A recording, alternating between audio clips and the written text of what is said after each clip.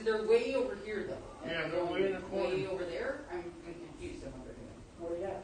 Wait, they're coming across the field right now. The cheerleaders are. But the football, put a football field. They're with their parents down there.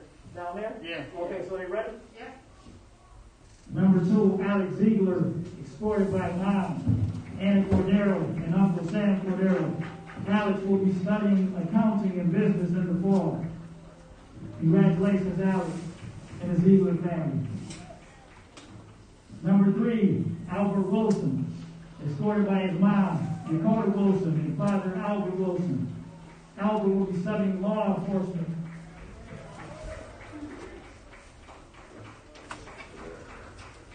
Number 4, Damari Woodard is escorted by his mom, Miss Scott, and dad, Jamil Woodard. He is studying biology at Kennesaw State University. Congratulations to the Woodard family. No, there's one right there. Number 5, Dante Weidman, escorted by his mom, Regina Stallworth, Mac High alum, and dad, Michael Wilderman. Michael Whiten. He is attending North Carolina A&T for mechanical engineering. Congratulations to the Whiteman family. Number 12, Bryce Lorenz, escorted by his parents, Amy and Shy Lorenz. Bryce will be attending Oswego State. Congratulations to the Lorenz family. Number 51, Antoine Walters, is escorted by his mom, Deanna Adams, and his sister, Josiah Adams. He is attending UB for journalism and law. Congratulations to the Walters family. Number 56, Ivory Parker, is being escorted by his dad, Roger Parker, and his grandfather, Nathaniel Lee. He is attending Kent University for cybersecurity. Congratulations to the Parker family. And number 6, Churchill Guam, is being escorted by his dad, Churchill Guam, and mom, Irene Mula. He will be attending UB for IRIT this fall. Congratulations to the Guam family. And now for our cheerleaders. Varsity cheerleaders are coached by Meredith Anthony. Captain, Alana Lamarty, cheerleader of 4 years, escorted by mom, Lisa Lamarty, and sister, Sarah Lovelace. Alana will be attending Madai for vet studies. Treasurer, Brianna Hawkins, cheerleader of 3 years, escorted by mom, Shondell McDowell, and dad, Brianna Hawkins. Brianna will be attending Damon College and studying biochemistry. Co-captain, Gianna Whitner, cheerleader of 4 years, escorted by mom, Julian Fuller, and dad, Ricky Whitener. She will be attending Madai in the fall for biology. Cheerleader of 4 years, J.D. Martinez, escorted by her parents, Jacob and Brenda Martinez. J.D. will be attending Niagara University to study nursing. Cheerleader of 2 years, Elizabeth Denise Torres, escorted by dad, Ruben Canizares, and mom, Dee Torres. Elizabeth will be attending Buff State and majoring in social work. Congratulations to all the seniors, football players, and cheerleaders from Hutch Tech. Congratulations. All right. Let's have us remain standing so we can be here. Hold it before you hit play. What? I'm waiting. They're taking pictures. I got to say something about Ron Pugh. Oh, yeah, I wait. Oh, wait. We still have 5 minutes. We're good. Yeah, that was fast.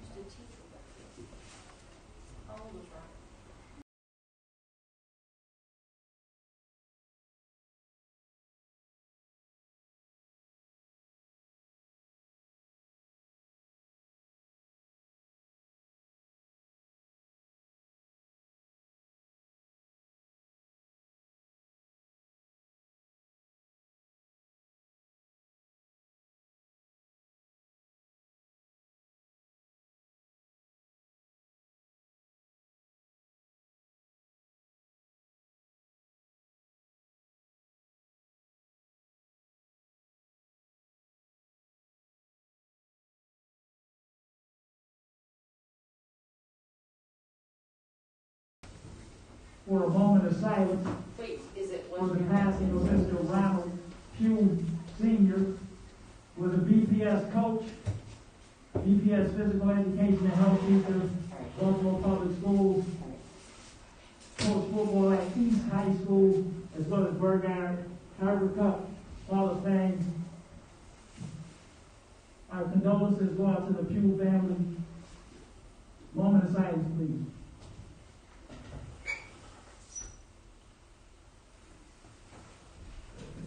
Thank you.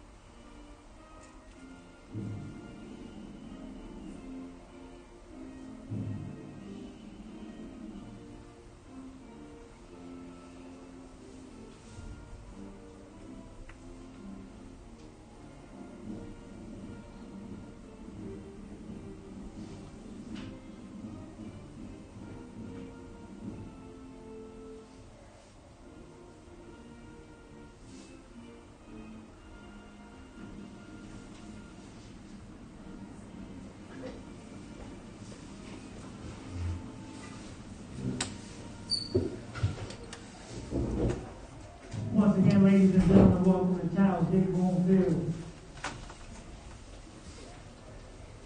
Our officials for today's contest, Mr. Jim Martek, umpire Mr. Michael Piscord, linesman Mr. Dave Musson, line judge Mr. Edwin Street, and back judge Mr. Mike Chantel.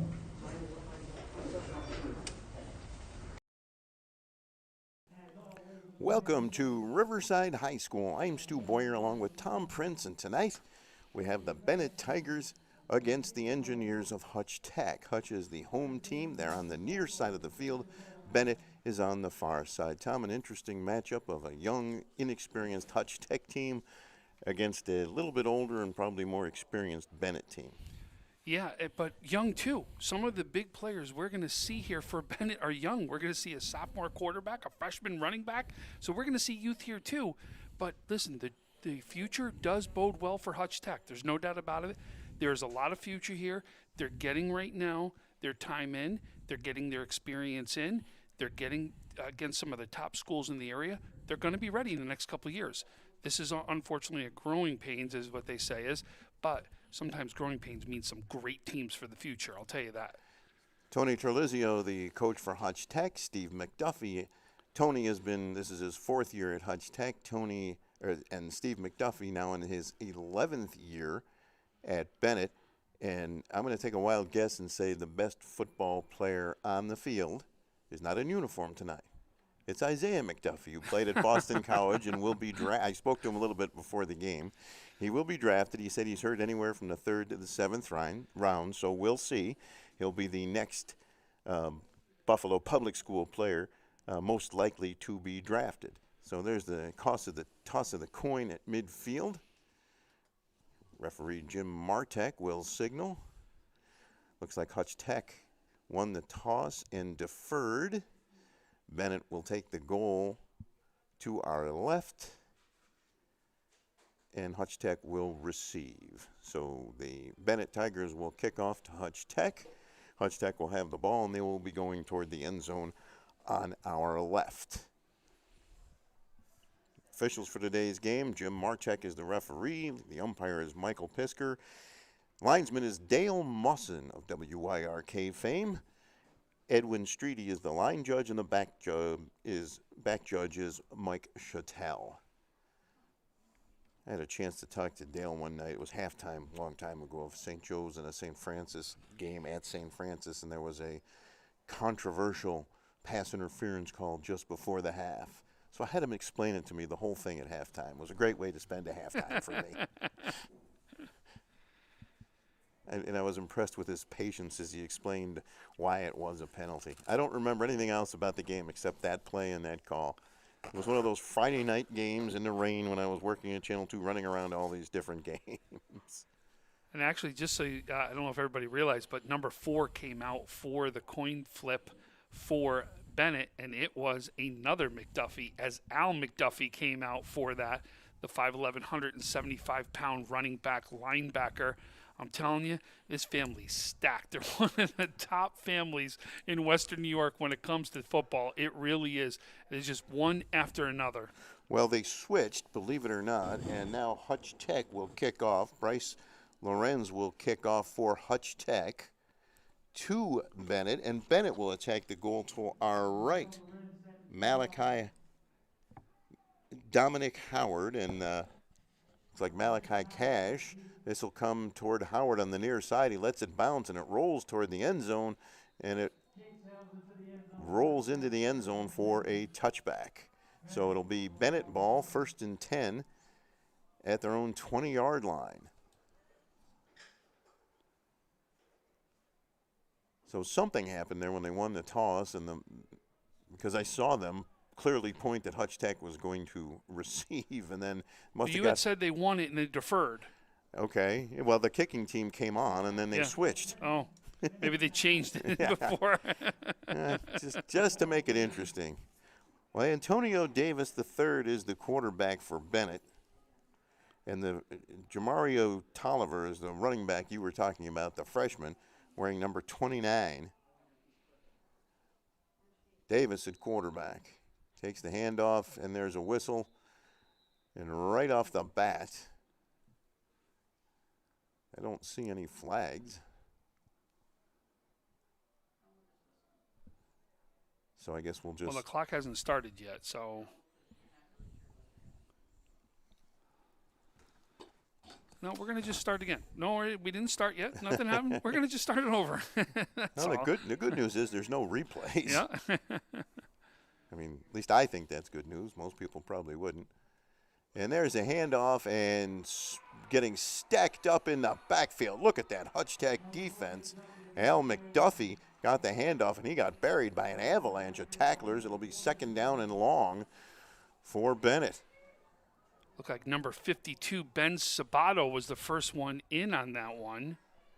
It's like a loss of about 4 yards back to the 16-yard line.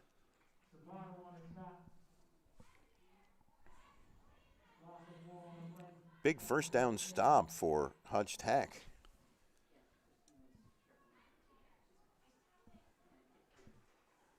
And there goes the handoff to McDuffie. He's got some running room, and he'll get out to about the 27-yard line where it'll be 3rd down. David Nixon, the sophomore defensive back, 5'7", 170-pounder, had the tackle for Hutch Tech. That's a nice run there from McDuffie, though. Some good blocking. You see the fullback with a great block there to open that hole up. 3rd down and 3 for Bennett. And McDuffie will get the ball. He's got a 1st down and then some, and he's out close to the 40, maybe 41-yard line for a Bennett 1st down. So 3 straight plays, 3 straight carries for McDuffie. And it's a 1st down for Bennett. So I have right now the running back who was out there, number 45. That was the fullback out there, Jabari Putman. Boy, some great blocks that you saw him open holes up. Give him credit right there. 1st and 10 for Bennett. Davis III at quarterback. And he'll hand it off to one of the up men trying to turn the corner is Ahmad Bradbury. And he got maybe a yard or two before being tackled, so it'll be 2nd down. Ivory Parker, number 56, the senior linebacker, 6 foot, 220-pounder on the tackle right there. And he's certainly a player to keep an eye on, is Ivory Parker for Hutch Tech on the defensive side of the ball. They gave him a 2-yard gain, 2nd and 8 from the 41-yard line. And there's the handoff to McDuffie, coming to the near side, breaks a couple of tackles, stays on his feet, and gets a 1st down and is into Hutch Tech territory. Some great hard running there by Al McDuffie. That was some great running. It looked like it was going to be right at the line of scrimmage where he got hit and comes up big. The two on the tackle there were number 5, Dante Weidman, the senior defensive back, 5'6", 145-pounder. And then number 21, Monte Mason, the junior defensive back, 5'4", 145-pounder.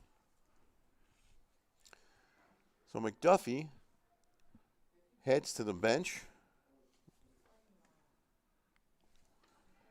And there's a run up the middle short of a first down. This is the freshman I've been talking about. Tolliver. This is him. Jamario Tolliver. Yeah, okay. I'm looking forward to seeing him. The freshman, 5'7", 205-pounder. Man, this kid is a beast out there. He can run the ball. He can carry people. This kid's a freshman. I can't believe what this kid's going to be as he keeps getting older and older. And it's amazing. We've seen a lot of really young talent this year. Oh, and the quarterback trips and falls behind the line of scrimmage. Antonio Davis III took the snap, looked like he tripped over the foot of the center, and it's a loss of a couple of yards, and that'll bring up a third down for Bennett. No score, 8:30 to play here in the first quarter. Bennett and Hutch Tech. This is the first possession of the game for Hutch Tech. They have yet to attempt the pass. And by the way, that Jabari Putman, the fullback right there with the blocking, freshman also. Well, things are looking up for them. And back to pass. Davis, he throws. It is caught on the near side and tackled. No, not tackled. He breaks a couple of tackles close to the first down is Jaden Lewis. And I think it's a little short. It'll be fourth down, and we'll see what Steve McDuffie has his guys here do right now. Ben Sabato and Dante Weidman again on that tackle right there comes up with a fourth down, big stop. We're hearing that name Weidman a lot so far. Weidman and also Sabato. He started off their things.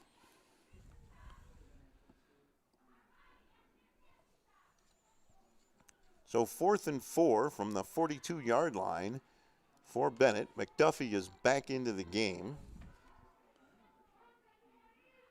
Ahmad Bradbury split out wide. And there's a handoff to McDuffie, goes up the middle, and he is going to be very close to a first down, shoved back. I think they stopped him, Tom. I agree. I think that's a stop. That's a great job there by the Hutch Tech defense. And it is. They're short of the first down. It'll be Hutch Tech football. Impressive performance by the Engineers.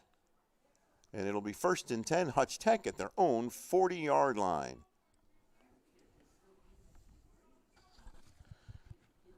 Guess what, Tom? Hutch Tech has a freshman quarterback, Shamir Banks, 9th grader. Can you just believe what what the future looks like for these two teams? But I've been saying it all along. Bennett, I don't care with the loss that first season to Lancaster. Watch how strong they get as the season goes on. With the sophomore quarterback and a running back plus McDuffie back there, this team's going to get better and better each game. Watch how strong they get. So Banks will line up in the shotgun.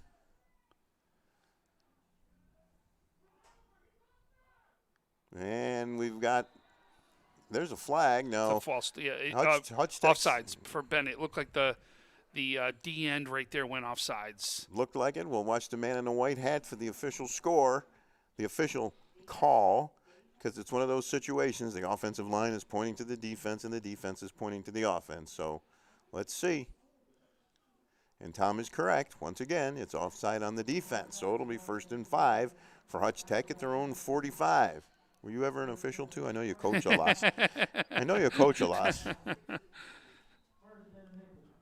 So BJ Stack on camera for us tonight. And we did a number of muni baseball leagues that he was involved with as a shortstop. I don't remember which team he played for.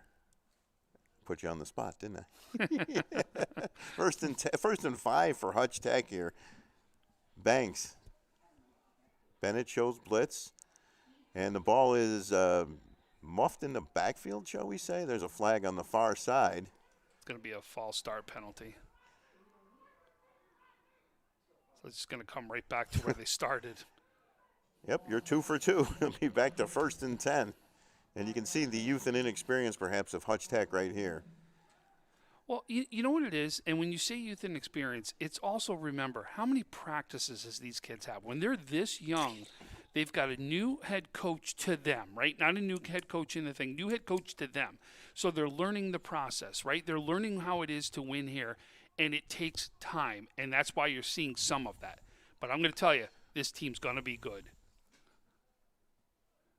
And there's the handoff, and going right up the middle for a couple of tough yards is Alex Ziegler. And that will bring up second down. I think I had the wrong number there. It was Albert Wilson. Sorry. It was a 3, not a 2. So a tough 3 yards there. It'll be second down and 7. Albert Wilson's a senior running back, 6'1", 180-pounder.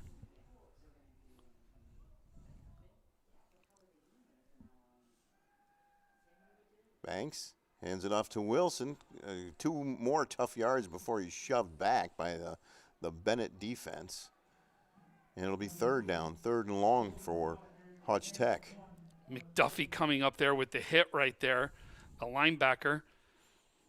Well, it's what when you hear McDuffie, that is the position I really think about, right, is linebacker. And, again, a big hit right there by Al McDuffie.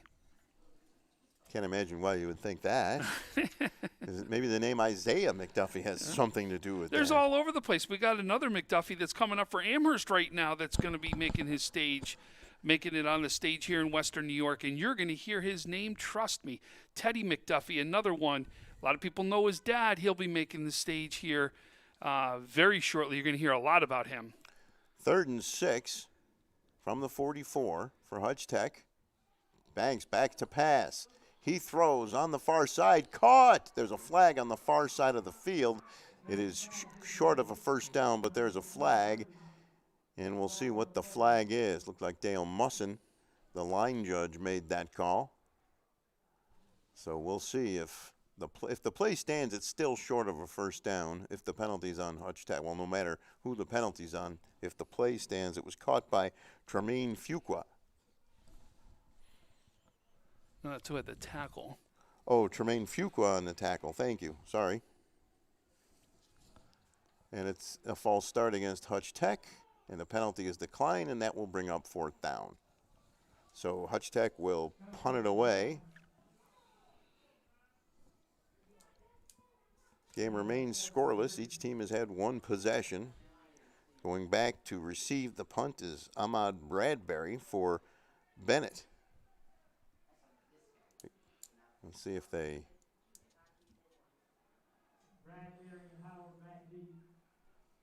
Ziegler lined up to punt. We've got the officials waving their arms. Bennett calls timeout. So Ziegler, it's actually that's 12. Bryce Lorenz. Yes, here's 12. I didn't see the 1. So we'll see what the teams come up with here. No score in the first quarter, 5:22 to play. Each team has had 1 possession. Bennett was stopped on downs by Hutch Tech, and Hutch Tech was lining up for what looked to be like a punt on 4th down. I'll tell you, the weather's been very interesting so far for this football season, as we've seen 81 degrees already for a game, and we've seen snow in another game. It's been interesting so far. And you're going to see right now is at game time here, we now have a temperature of 41 degrees. So, again, we're back to the cooler side of things. But I'll tell you, I think a lot of the football players would go for the 45 degrees versus the 80-degree weather. So, well, I can tell you that 41 down on the field is cold, and there's a breeze, as always. There's a breeze, right? And then we might get a raindrop or two, too. Lorenz on to punt. Howard and Bradbury, the deep men for Bennett. Lorenz takes the snap, gets the kick away. It's a good punt. Taken on the far side by Bradbury, and he's got some running room. Ball comes out loose. Let's see who's got it. Officials waving their arms. Looks like Bennett got the football. Good return there by Ahmad Bradbury, but at the end the ball came out, and Bennett recovers the fumble and will have it 1st and 10 at their own 42-yard line. So Bennett will have its second possession. And they'll spot it at the 43-yard line. If you recognize that voice on the PA, it is Zaire Dorsey, the McKinley boys basketball coach, outstanding coach. Antonio Davis III under center. He'll pitch it on the near side. This is McDuffie. Still on his feet, out to about midfield. Ball comes out after he's tackled.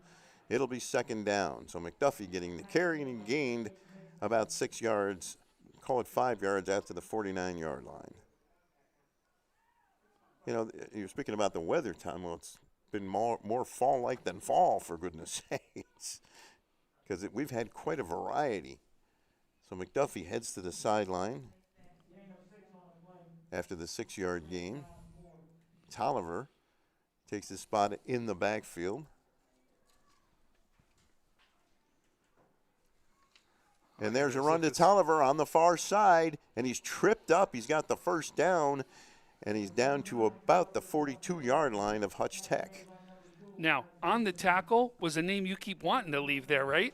Alex Ziegler right there on the tackle, so let's give him a little love. Linebacker, 5'7", 172-pounder, as he comes up big, as he takes on the big ninth grader Tolliver on that one.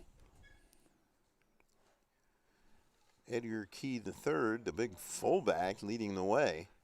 He is going to be something. You can just see how powerful, how strong of a running back he is, and as a freshman. Handoff to Tolliver, and a good tackle on the far side, but he still got 3 or 4 yards, brought down that time by, I don't have a 46. It's 56, Ivory 50, Parker. so that's the man we wanted to keep an eye on at the beginning. We got a timeout on the field. This time it's taken by Hutch Tech. But I love the two running backs that Bennett poses to every team, right? You have the strength in Tolliver, the speed of McDuffie, run two different ways right there. But that's why I kept saying, you've heard me talking on the broadcast, I've talked about this Bennett team, that I really believe, watch out in the end. They are going to battle right now for one of the top 4 spots. I believe there are 5 spots up for grabs inside the AA conference with Orchard Park, Lancaster, Clarence, Frontier, and Bennett, right? Those are your 5 teams that are going to battle it out, to be honest with you, for those 4 spots, in my eyes, okay? So they have a loss versus Lancaster, but I keep saying, as they keep getting and playing as a team stronger and stronger, more practices come in, these younger kids that are out here right now are going to get better and better, and I'm telling you, watch the run they make for the playoffs. I really believe they're going to be one of the 4 teams in there, and don't be surprised. They could pull this one off. And hopefully in the fall we return to a more normal schedule, and just imagine what they can build off in the spring as they head into the fall. McDuffie's back in the game, 2nd and 5 from the 38-yard line. Key, the fullback, remains in the backfield. And the big man, Key, gets the football. He's got a first down, barreled over a tackler, still on his feet, and finally brought down way downfield at about the 10-yard line. I think he's inside the 10, down to about the 5-yard line. He just barreled over one of the defenders. First and goal at the 5-yard line on the big run by Key. Now they spotted at the 8-yard line, so it'll be first and goal from the 8 for the Bennett Tigers, looking to draw first blood on the scoreboard. And the handoff goes to McDuffie, still on his feet, moving those legs. Bennett says touchdown, but the officials say he's down. And it will be second and goal. You know, I'll tell you, you don't see that wing back or that fullback used very often anymore. I think a lot of teams are gotten away from it. But I'll tell you, I've liked what I've seen from Putman so far. He is really opening some holes. And you see the running backs running right behind him, right through some of those holes right now. Second and goal from the 1 for Bennett. Handoff to McDuffie, and it looks like he's stopped. So the Hutch Tech defense standing strong. They already have one fourth down stop. It'll be 3rd and goal from the 1. That was Ivory Parker again in on that one. He comes up big. He's showing that he is a linebacker out there. He is tough to defend. So 3rd and goal for Bennett. 2:40 to play. First quarter, no score. Bennett and Hutch Tech. Bennett driving. Tolliver back in the game. And he gets the ball spinning away into the touchdown, into the end zone. Was waiting for the official to make the call. Jamario Tolliver with the touchdown, and Bennett breaks out on top 6-0.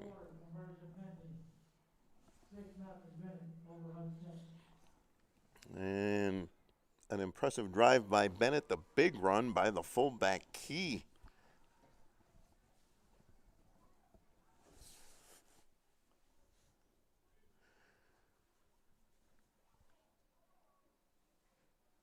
So 6-0 Bennett, 2:26 to play in the first quarter. Lights are on here at the stadium at Riverside. And it looks like they are going to go for the 2-point conversion.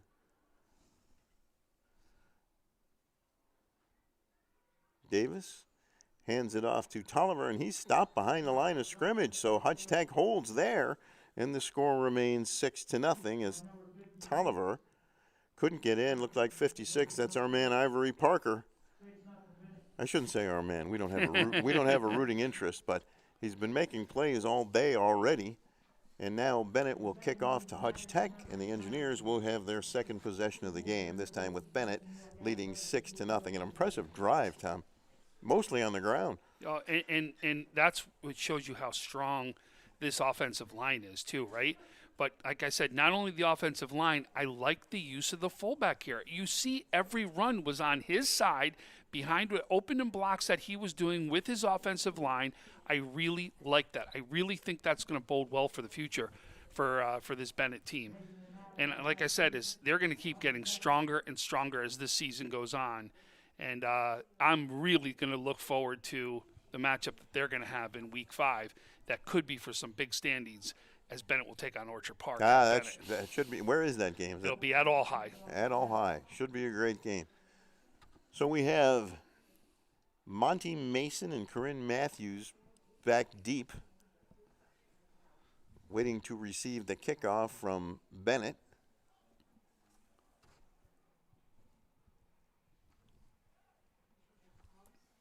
Jaden Lewis placing the ball on the tee. See, Monty Mason is the deep man. A little bit of a change in formation there. Lewis set to kick it off, and he does. And it goes to the far side of the field, caught on the far side, and taken out to about the 38-yard line by one of the Hutch Tech up men. It'll be 1st and 10 for the Engineers. They trail 6-0 with 2:21 to play here in the first quarter. Ball spotted at the 38-yard line. That was caught by Corinne Matthews, the junior wide receiver defensive back, 5'10", 165-pounder. So let's see. We saw that it was a couple of rough snaps to start things off for Hutch Tech. Let's see what happens now as they get back under, now that they've got a series under their belts. But they were moving the ball, if you remember, with a couple passes. They were running the ball. They were starting to move the ball right now. The question is, will they be able to sustain a drive? They had a little issue, both teams had a little issue with penalties on the first Hutch Tech drive.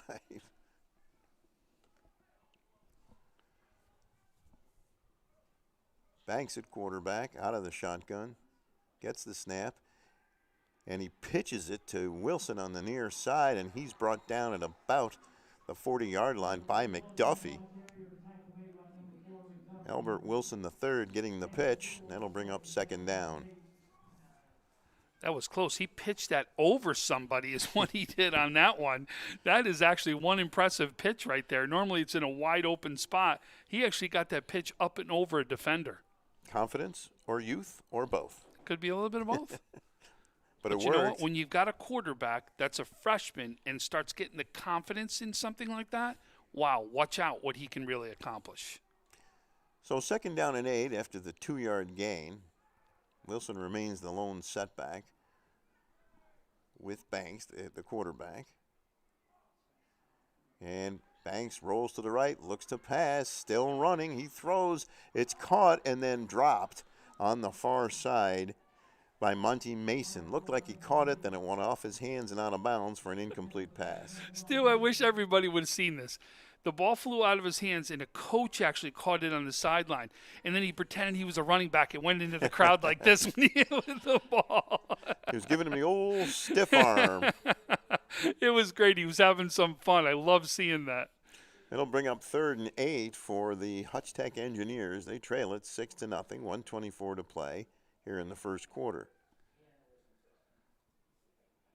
See, we've got one of our famous photographers here, and Harry Skull out there taking pictures.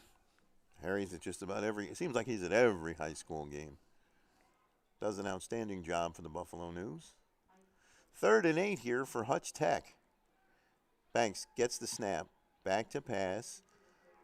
He's in trouble now and brought down for a loss by Jaden Lewis. And that'll bring up 4th down for Hutch Tech. The sophomore defensive end, 6-pounder, 6 foot, 185-pounder.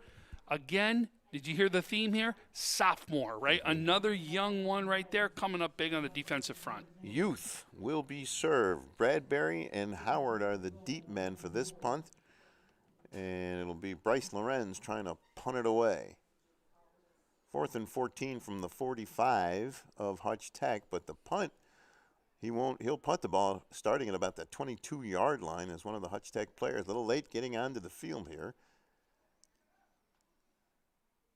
There's the snap. Lorenz has it, and he will punt it away.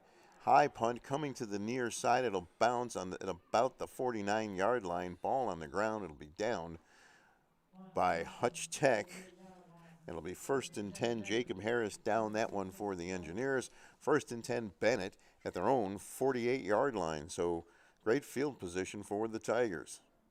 Tigers wearing their orange pants, white shirts, and the black numbers with the orange trim. Hutch Tech in the purple pants and shirts with the white numbers and white helmets, and Bennett has the black helmets. So here come the Tigers to the line of scrimmage. Antonio Davis, the 3rd at quarterback, and Al McDuffie, the lone setback. And he looks to throw. He throws deep downfield, and it is caught. Wow. Great catch. Holy cow, what a catch by Dominic Howard. 1st down, Bennett all the way inside the 25-yard line. 1st and 10 at the 24-yard line for Bennett with 15.2 seconds left in the first quarter. Great catch there. It was actually Mekhi Green who caught that one. Malachi Green caught Yep. that. All right. 1st and 10.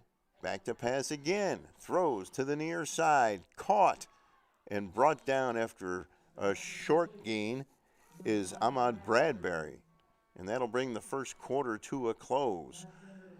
With the first quarter over, Bennett leads this one 6-0 over Hutch Tech, and we'll be back right after this.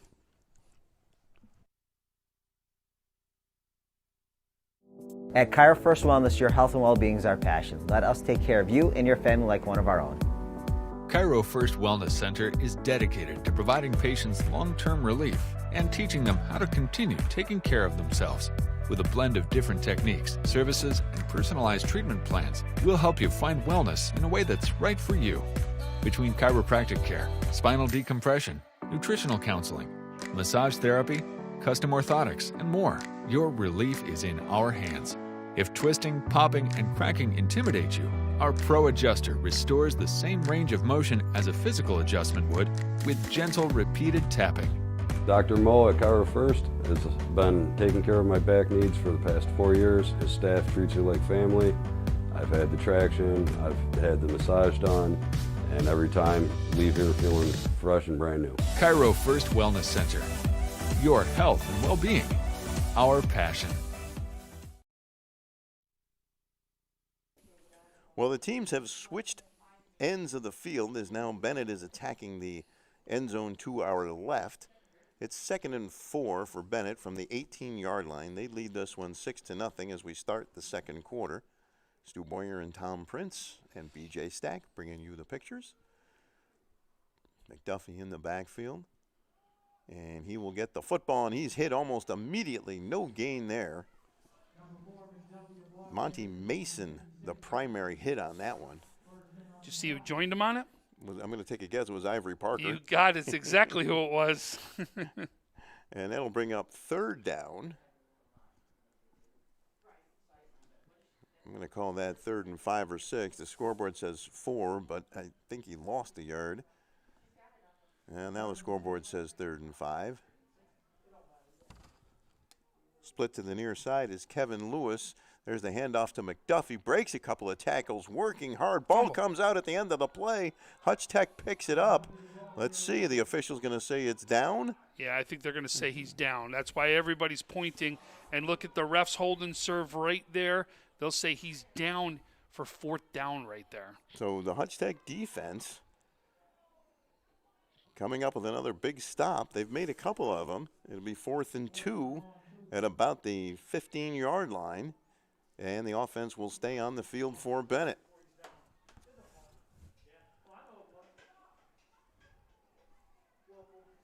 Antonio Davis III, Tolliver back in the game.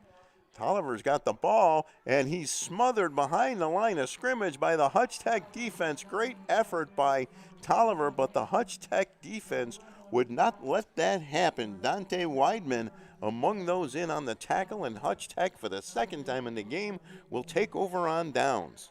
Number 55, Daisy Dixon, was the first one there to push him back so that his team can make the tackle. Dixon comes up big to clog that hole and push his man back, that he actually pushes Tolliver back so his guys can get that tackle. That's big. Give him a lot of credit on that one. Even though he doesn't get the tackle and the stats, he comes up big right there. Huge play for Hutch Tech. They trail 6-0. That's 2 4th down stops for Hutch Tech in this game. Like we talked about. For a young, inexperienced team. Absolutely. They're getting experience. They're going to get better and better. This is a team that's going to get stronger and stronger. So 1st and 10 from their own 21-yard line for Hutch Tech.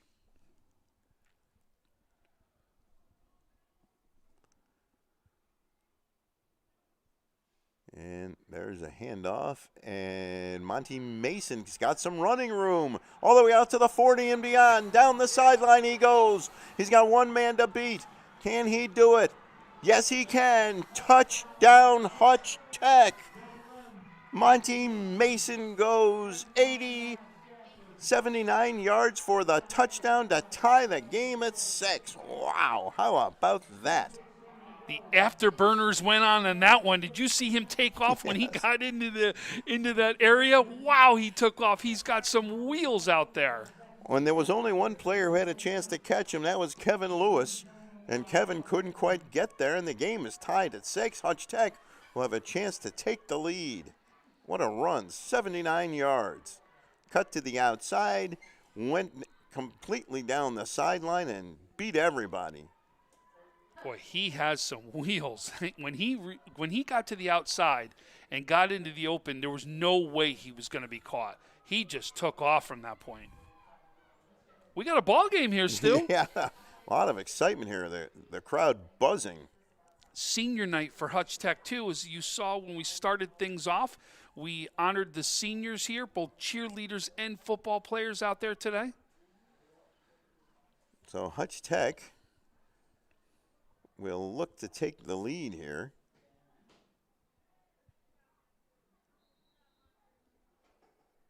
And looks like they're going to go for 2. And Banks throws to the far side, tipped, incomplete. So the game will stay tied at 6. Pass intended on the far side. Looked like for Alex Ziegler. And it was a nice defensive play there by one of the defensive backs to get a hand on the ball and knock it away. 6-6, 10-16 to play, second quarter here at Riverside. I remember when Tony Trelizio was the coach here at Riverside. He was at Riverside, at North Tonawanda, went to ECC, and now he's in his 4th year here at Hutch Tech. So we've got another Thursday night game going on. As up in Wilson, we've got Wilson taking on Newfane. We got our first scorer update there. As Anthony Spenza has a 1-yard TD run with the extra point. 7-0 Wilson with 10:30 left in the second quarter. Almost dead on to where we are as we have 10:16 left in the second quarter. Bryce Lorenz will kick it off. The deep men are Dominic Howard and Ahmad Bradbury. For Bennett. Lorenz handling the kicking for Hutch Tech. Bradbury on the near side and Howard on the far side. They're back at about their own 20-yard line. McDuffie, the up man, is around the 28-yard line. And Lorenz puts his foot into the ball. And McDuffie will catch this one on the move at about the 35, goes to the outside, still on his feet, trying to turn the corner, and gets out to about the 43-yard line. Good return by McDuffie, and the Tigers will have it 1st and 10 at around their own 43-yard line. We'll see exactly where they spot it. Looks like on the tackle was Zymir Covington, number 19. Again, the sophomore, 545-pounder. I'm telling you, it's just been one underclassman after another, and it just shows the future is bright for both of these teams. 1st and 10 Bennett at their own 43-yard line.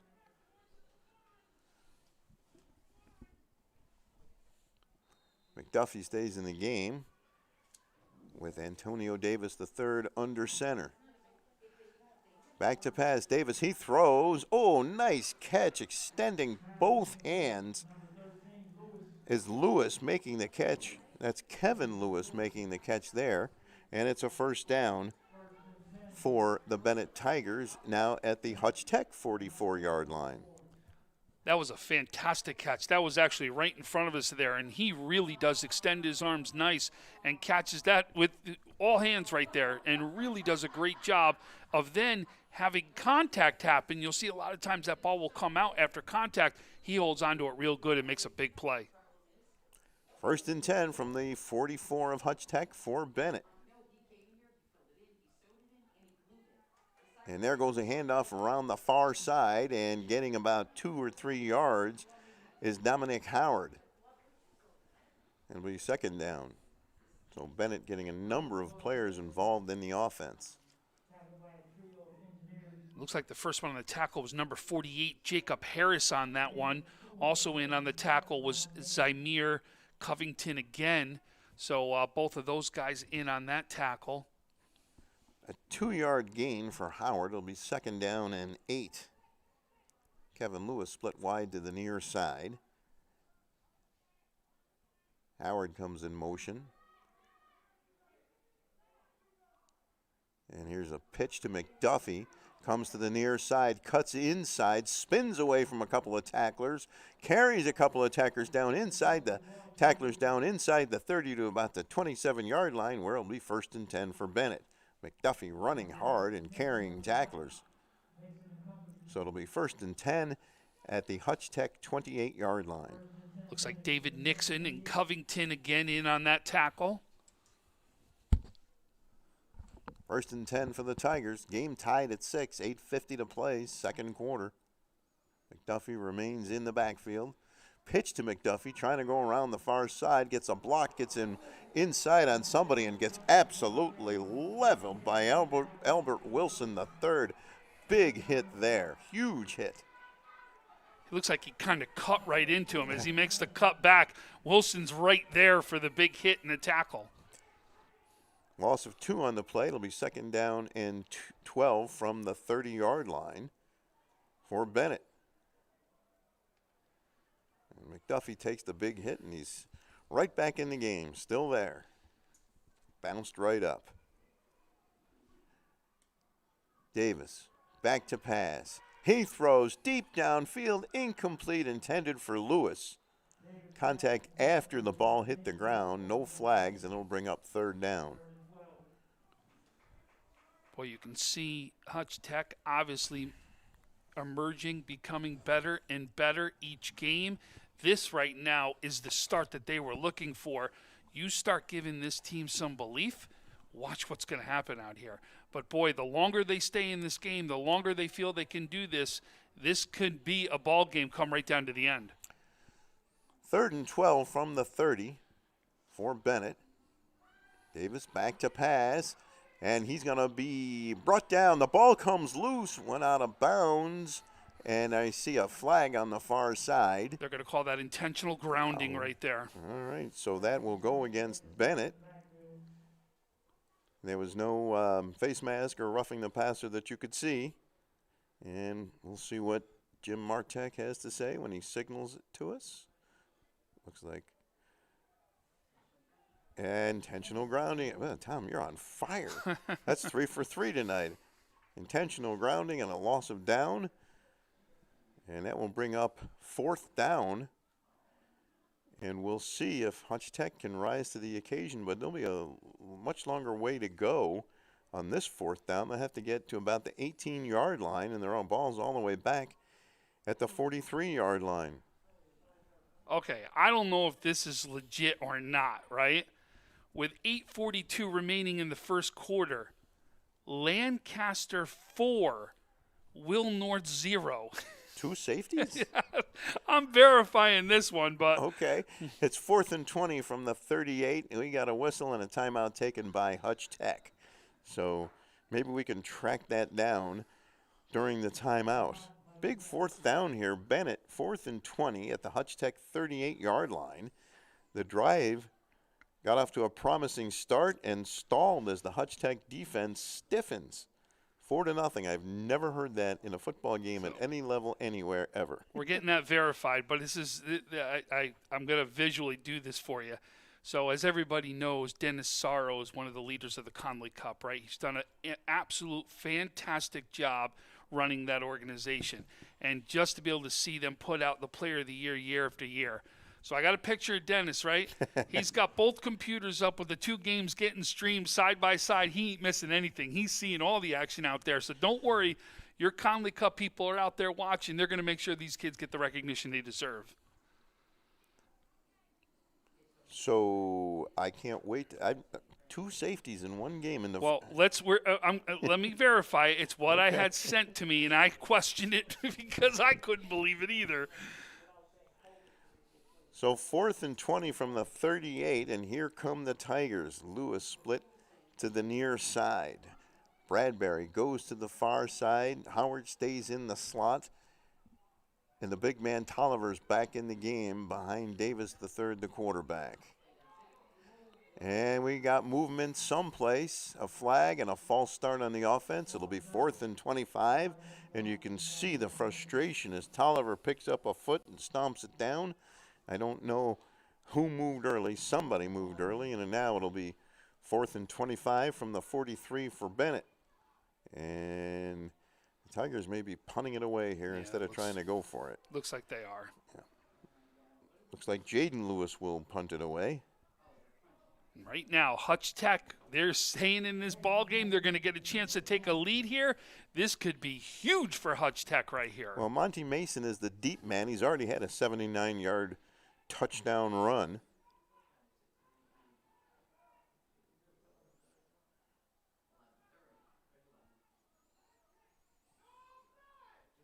You hear the coach screaming, no offside. And there's the punt. And Mason will let it bounce, and that will go into the end zone for the touchback. So it'll be 1st and 10 at their own 20 for Hutch Tech. 7:40 to play, second quarter, tied at 6. This Hutch Tech defense with an impressive performance so far. It's a big punt right there. Yes, he was it was even off balance as he catches that, and he gave that one a boot. That goes just over 50 yards right there. That's a big punt. So it'll be 1st and 10 for Hutch Tech at their own 20-yard line.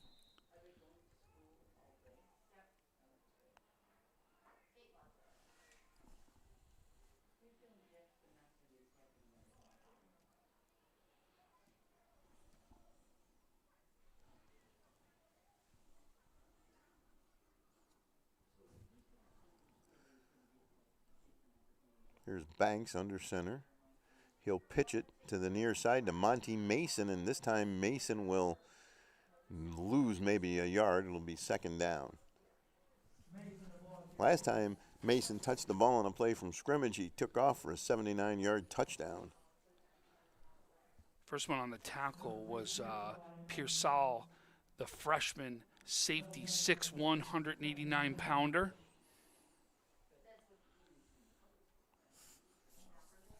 So second, they said no gain on the play, so it's 2nd and 10. Shamir Banks, the freshman quarterback, 5'11", listed as 148 pounds.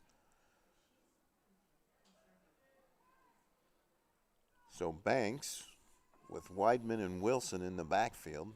2nd and 10. Now he's in the shotgun. He'll pass it to Wilson, and Wilson gets some yards out to about the 25-yard line where it'll be 3rd down. 3rd and 5. It was Weidman on the Weidman catch. caught it. All right, so the 5 and the 3 can confuse me. So it looks like Lancaster has just scored. That score was right, as we've got an 11-0 ball game at Will North as Lancaster leads Will North 11-0. Are there a lot of games tonight? More tonight? More no, tomorrow? those were the Just three the games. The 3 games that are tonight.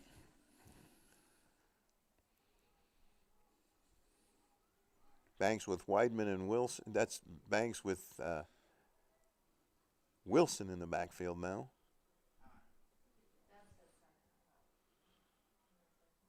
Third down, 3rd and 5 for Hutch Tech. Banks takes the snap, back to pass. He throws deep downfield, intended for Mason, but out of bounds and incomplete. And Hutch Tech will punt it away. That one was overthrown, and Mason wouldn't have been able to haul that one in. And now Bennett will get the ball back. Howard and Bradbury are the deep men, and Lorenz will punt it away. Bradbury standing at about his own 46-yard line, 47-yard line, awaiting the punt. And Lorenz gets the kick away, high punt, short.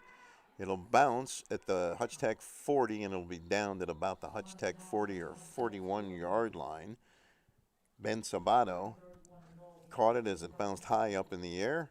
And now Bennett will have good field position once again as they start their drive inside of Hutch Tech territory.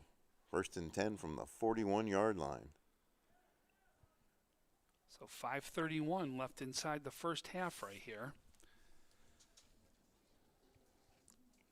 Looks like we got, outside it looks like the Lancaster game's starting to Lancaster pulling away.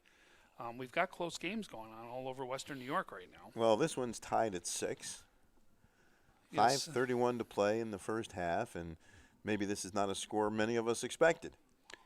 No, it definitely didn't. But again, remember, it's still a long game. Anything can happen very That's quickly. true. But it's nice to see that Hutch Tech, like I said, is getting better and better as we see them getting better and better each game, each snap. Now we got a whistle, and Hutch Tech will take a timeout. I believe that's the Engineers' second timeout they've used this half. And we'll see what they discuss and how it impacts whatever the play is. Like when you talk to Coach before the game, Stu, he said, I'm a young team. Yeah, he did. I am very young, and I know that I'm very young. Well, remember, everybody, it's 10 practices they had before the season start. If you are really young, they are just hearing your voice and teachings for the first time. You're going through 10 practices, and then, oh, by the way, you're going to start off against Orchard Park. Yeah, You know good what I mean? luck. Like, listen, like I get it, but you've got most of these teams have been playing for years and years, and you're young, you're hearing it. So if you're going to play teams like Orchard Park, and then the second game was Frontier, if I'm correct, is who they played. And Frontier, we they're saw how good. strong Frontier is going to be this year, right? So you had 2 tough teams right off the bat. Now you're seeing another powerhouse team. you're going to eventually just start growing and getting better and better. And you're going to start understanding the speed of the game. You're going to start understanding the blocks. You're going to start understanding the schemes. And that's exactly what's starting to happen is they're coming up big in their third game. 1st and 10 from the 41 for Bennett.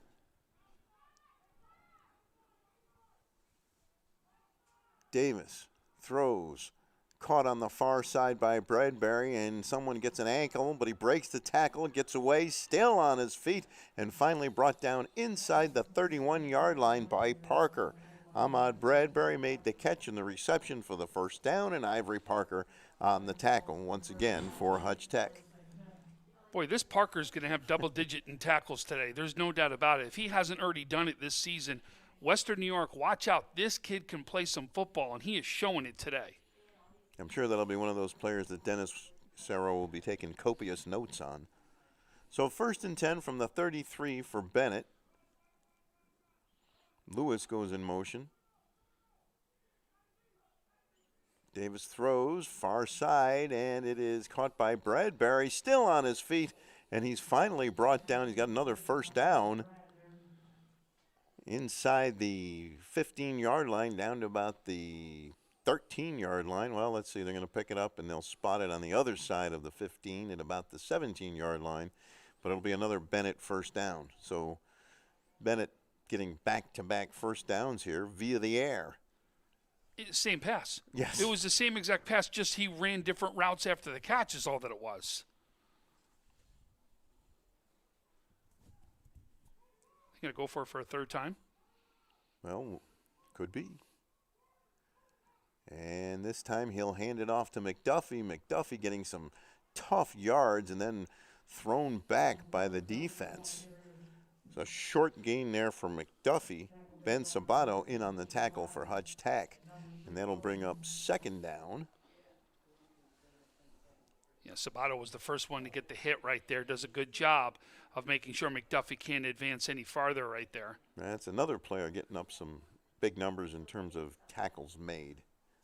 Gain of 3 for McDuffie, 2nd and 7 from the 14-yard line. Game tied at 6. 3:45 to play in the second quarter. Tolliver back in the game for Bennett. Tolliver will get the ball, comes to the near side, and he is brought down after a gain of 3, maybe 3 or 4 yards, and that will bring up 3rd down.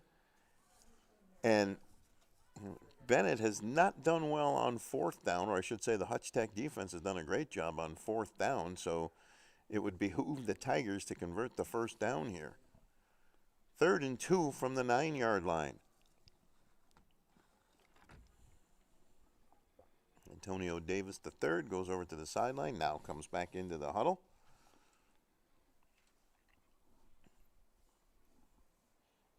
This game features a sophomore quarterback in Davis III and a freshman for Hutch Tech in Banks. 3rd and 2 here.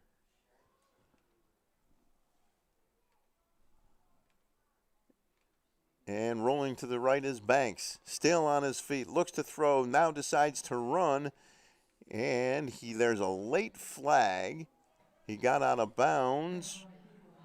And we'll see what the call is. And it's going against Bennett.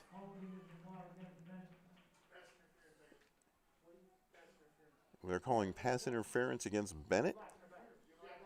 Yep, looks like they've got Jaden Lewis for pass interference. And that will back the Tigers up. It will not please Steve McDuffie, I can tell you that. All right, it looks like it's illegal use of hands if you look at referee Jim Martek. Either way, that's going to back Bennett up. And they'll get another chance to do it on 3rd down.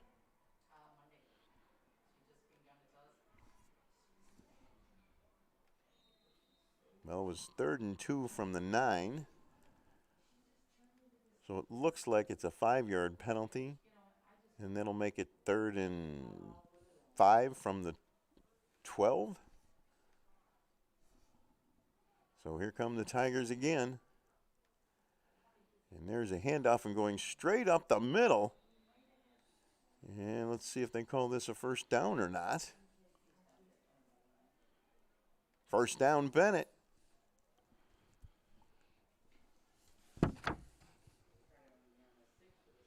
Might have been Jason Pearsall on the run.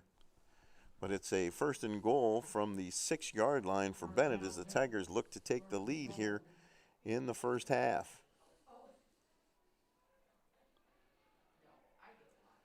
And there's a handoff to Russell, and he goes around the far side. Touchdown.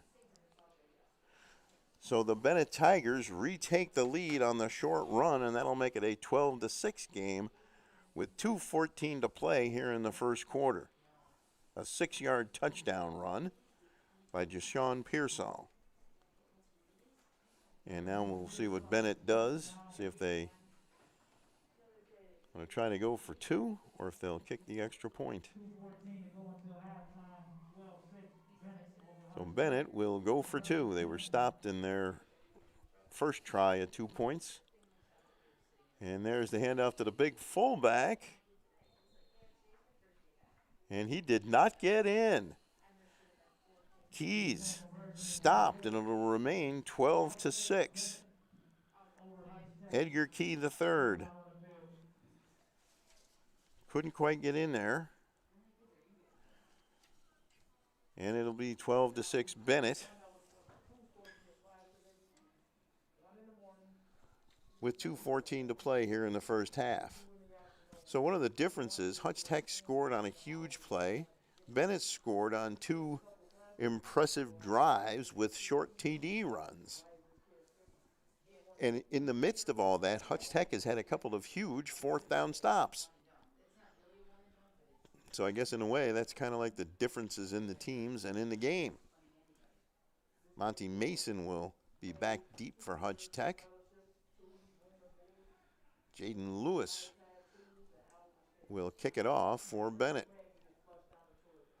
So definitely, if you want Hutch Tech to do everything they can to try to get something positive right here, right? You want to go in still halftime with momentum in your favor. You've had it the whole time right now where it's been in your favor because you've come up big defensively.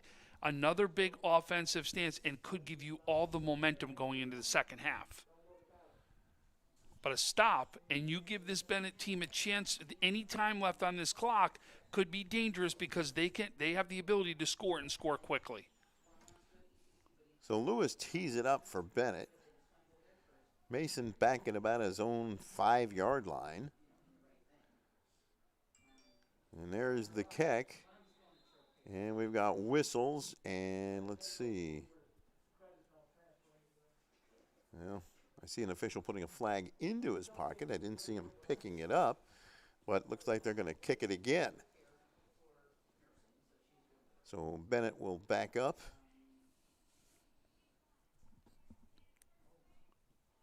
And that's offside, I believe, against Bennett. So the Tigers will kick it off, and Hutch Tech gains 5 yards on the play, at least.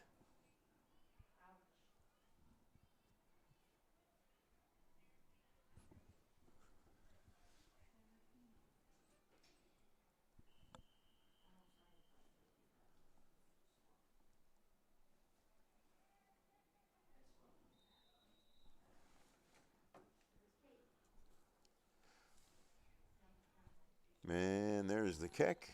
It'll bounce at about the 30, picked up on the far side where it'll be downed because Damian Woodard is on the ground when he fielded the ball. So it'll be 1st and 10 for Hutch Tech. Looks like if he would have let that go right there, it would have went out of bounds and they would have been sitting at the 35-yard line right there. Totally agree with that. And, youth and experience. A little more experienced player maybe would have let it go. So 2:11 left in the half. We're going to get a chance as we're going to see our freshman quarterback, Banks. Can he lead them down the field and make something happen here? 12-6. Bennett leading this one. 2:11 to play, first half. Bennett scored first. Hutch Tech answered on a 79-yard run by Monty Mason.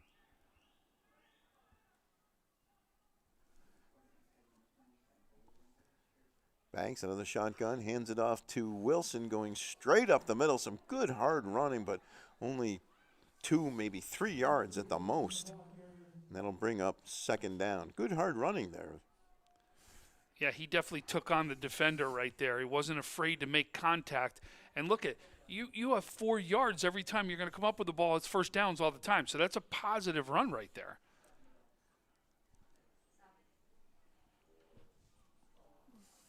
Second down for Hutch Tech. 1:35 to play first half. 2nd and 6 after the 4-yard gain. And there's a toss to the far side and getting away from tacklers, but then being brought back is Dante Weidman. Good defensive play there by Bennett. And now we have a timeout on the field as the Tigers will take the timeout, trying to get the ball back, as this will be 3rd and 8 from the 33-yard line. Actually, it looks like the ball's at the 31, so maybe 3rd and 9. That tackle was by number 45, Jabari Putnam. Again, the freshman. I think we're going to have to start counting of the underclassmen making all the plays. So, interesting breaking news that just came across that was announced. It was announced June 1st, Division I schools will now go back to their recruiting calendars moving forward. So recruiting goes back to the way it used to be and back on schedule, which is big for all the high school athletes. So if Division I goes, then Divisions 2 and 3 and everything else will follow suit. Will follow. The only difference is Division I, as everybody knows, recruits earlier in the process, right? Most sophomores and juniors at this point already know that Division I's are looking at them, right? Very rarely in your senior year, unless it's a camp or something big that you did that shined out, of saying you're already knowing in your junior and sophomore year because of the camps you went to. Camps hopefully will start opening up, and we're going to get a chance to see more and more kids be seen and recognized. So 3rd and 8 from the 31 for Hutch Tech. 1:22 to play. Second quarter, 12-6 Bennett. Tigers looking to get the ball back. Here's Banks. He throws, and it off the fingertips of Mason. That's an incomplete pass, but maybe they ruled it a lateral or something because he picked it up and ran with it close to a first down. He's out of bounds at about the 39 or 4-yard line. Looked to me like he dropped it, it bounced up and came back. Was he behind the line of scrimmage? It did. He had to have been because they let it go and they're giving him the first down right here. Yeah, it's hard to tell the angle we're at because we're at an angle that you can't tell whether it was behind. Obviously it was, otherwise it wouldn't have played out the way it did. A very alert play by Monty Mason, and he's got the first down. So 1st and 10 Hutch Tech, 45 seconds to play in the quarter. And here come the Engineers to the line of scrimmage. It's a great play by Mason. Great hands, great alertness. Well, they stopped the clock at 47.5 seconds.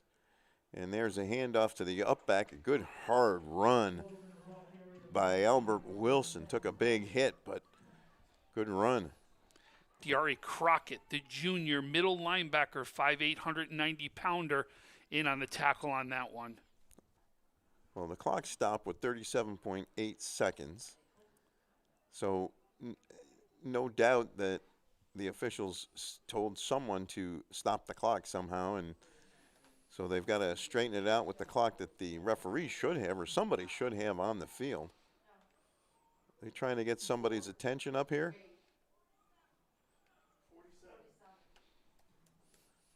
I don't know why they're looking at you and me, Tom. We're not doing the clock.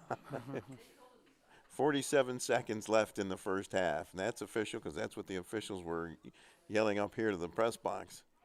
For some reason, yelling at Tom Prince and myself. I don't know why.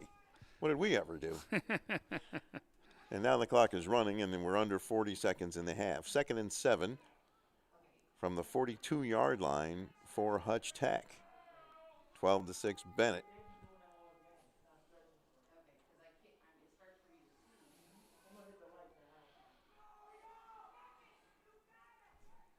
This might be the last play of the first half.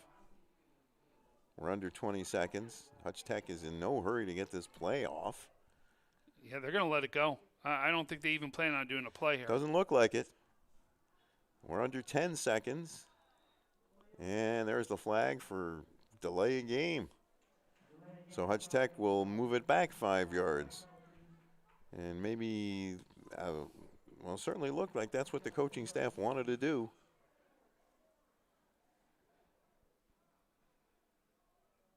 I think their concern is they didn't want a mistake here that would force a turnover. They got the big first down, and I was thinking that they would try to do something with it.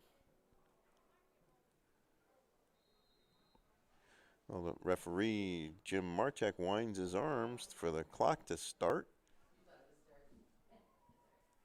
And that'll bring the first half to a close. So an interesting way for the half to end. At the end of the first half, it is Bennett 12, Hutch Tech 6. Tom Prince and I will be back with the second half after this break. 300 Level Media is a locally owned and operated multi-purpose media company right here in Western New York. You'll find us everywhere, covering the Bills, Sabres, Buttes, Bisons, Big Four basketball, local college sports, and much more. Our staff offers a variety of media services, from video production, live event coverage, audio broadcasts, professional voiceovers, camera operation, and videography. Visit www.300levelmedia.com or give us a call at 716-427-2600. This is 300 Level Media. When it's time to sell your home, start with a visit to howardhanna.com, ranked the #1 real estate site for sellers. A few clicks will show you the sales price you can expect for your home. We can get you the most money in the quickest amount of time because we know where the local buyers are and how to reach them. So if it's time to sell your home, visit howardhanna.com today, and we'll match you with a local Howard Hanna agent to sell your home fast.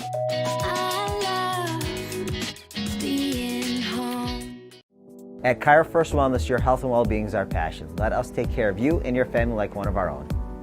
Cairo First Wellness Center is dedicated to providing patients long-term relief and teaching them how to continue taking care of themselves. With a blend of different techniques, services, and personalized treatment plans, we'll help you find wellness in a way that's right for you. Between chiropractic care, spinal decompression, nutritional counseling, massage therapy, custom orthotics, and more, your relief is in our hands.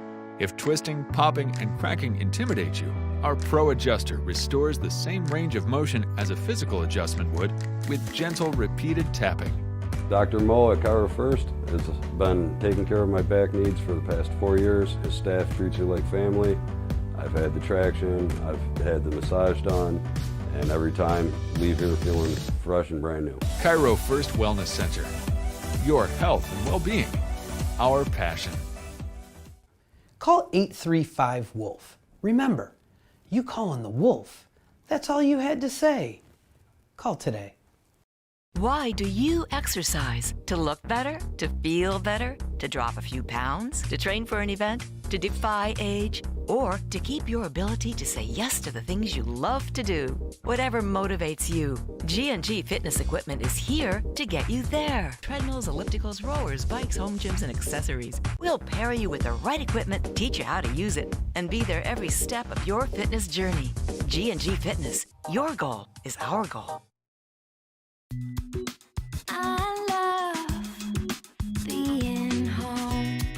There's nothing better than owning the perfect house to come home to.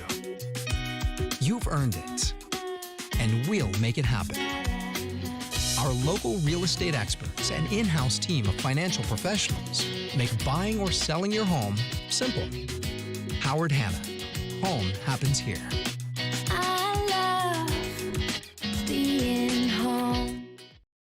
Logistics Plus is a global transportation provider headquartered in Erie, PA, with locations worldwide, including right here in Western New York. Logistics Plus is consistently recognized as a fast-growing transportation and logistics company, great supply chain partner, top freight broker, leading project cargo manager, and a great place to work. With a strong passion for excellence, our 500-plus employees put the plus in logistics. Call our Buffalo office today for an efficient, personal approach for all of your transportation needs.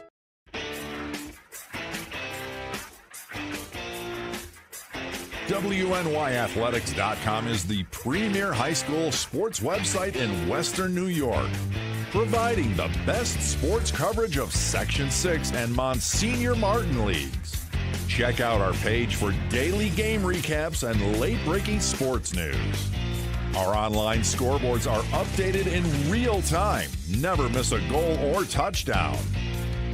Visit WNYathletics.com today or follow us on Twitter, like us on Facebook, and subscribe to our YouTube.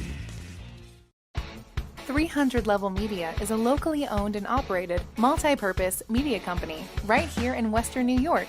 You'll find us everywhere covering the Bills, Sabres, Buttes, Bisons, Big Four basketball, local college sports, and much more. Our staff offers a variety of media services, from video production, live event coverage, audio broadcasts, professional voiceovers, camera operation, and videography. Visit www.300levelmedia.com or give us a call at 716-427-2600. This is 300 Level Media. When it's time to sell your home, start with a visit to howardhanna.com, ranked the #1 real estate site for sellers. A few clicks will show you the sales price you can expect for your home. We can get you the most money in the quickest amount of time because we know where the local buyers are and how to reach them. So if it's time to sell your home, visit howardhanna.com today, and we'll match you with a local Howard Hanna agent to sell your home fast.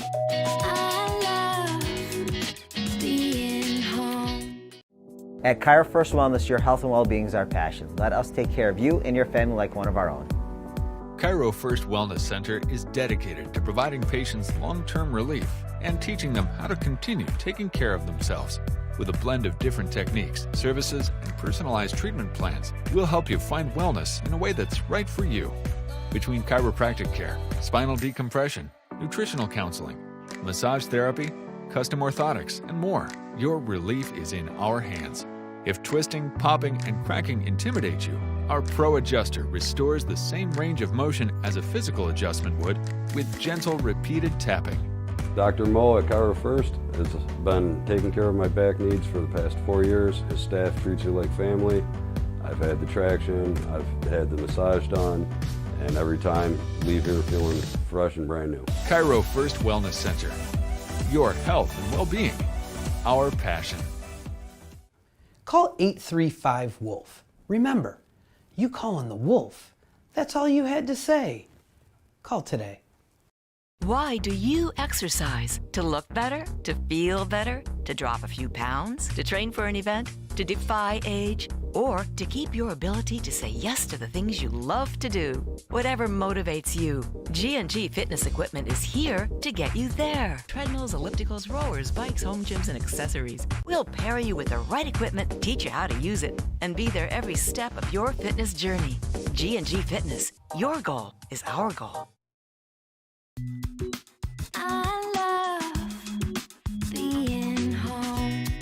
There's nothing better than owning the perfect house to come home to. You've earned it, and we'll make it happen. Our local real estate experts and in-house team of financial professionals make buying or selling your home simple. Howard Hanna. Home happens here.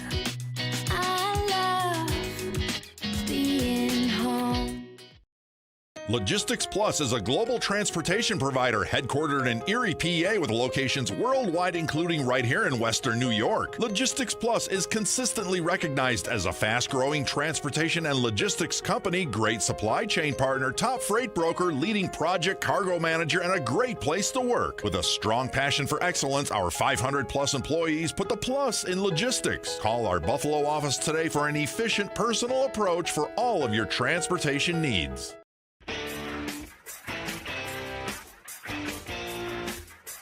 WNYathletics.com is the premier high school sports website in Western New York, providing the best sports coverage of Section 6 and Monsignor Martin leagues.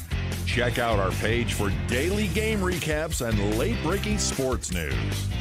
Our online scoreboards are updated in real time. Never miss a goal or touchdown. Visit WNYathletics.com today or follow us on Twitter, like us on Facebook, and subscribe to our YouTube. At Cairo First Wellness, your health and well-being is our passion. Let us take care of you and your family like one of our own. Cairo First Wellness Center is dedicated to providing patients long-term relief and teaching them how to continue taking care of themselves. With a blend of different techniques, services, and personalized treatment plans, we'll help you find wellness in a way that's right for you. Between chiropractic care, spinal decompression, nutritional counseling, massage therapy, custom orthotics, and more, your relief is in our hands. If twisting, popping, and cracking intimidate you, our Pro Adjuster restores the same range of motion as a physical adjustment would with gentle, repeated tapping. Dr. Mo at Chiro First has been taking care of my back needs for the past 4 years. His staff treats you like family. I've had the traction, I've had the massage done, and every time leave here feeling fresh and brand new. Chiro First Wellness Center. Your health and well-being. Our passion. When it's time to sell your home, start with a visit to howardhanna.com, ranked the #1 real estate site for sellers. A few clicks will show you the sales price you can expect for your home. We can get you the most money in the quickest amount of time because we know where the local buyers are and how to reach them. So if it's time to sell your home, visit howardhanna.com today, and we'll match you with a local Howard Hanna agent to sell your home fast. I love being home.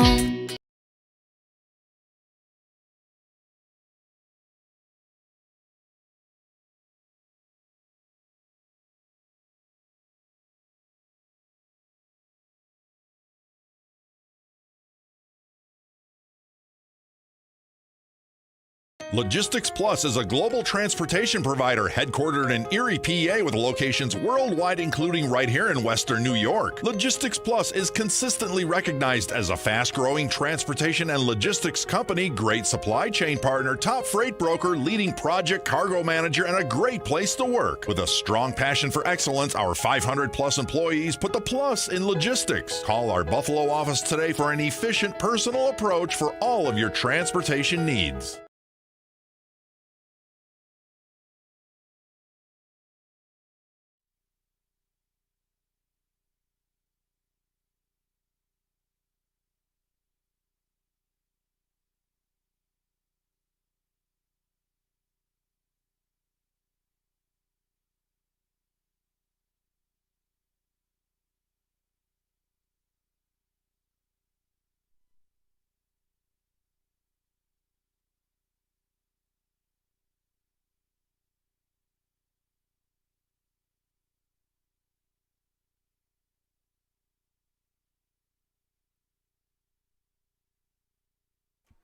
Welcome back to Riverside High School. Stu Boyer along with Tom Prince, BJ Stack on camera on a crisp, cold spring night here in Buffalo. It is Bennett 12, Hutch Tech 6. Bennett scored first on a short 1-yard touchdown run. Monty Mason so far the play of the game.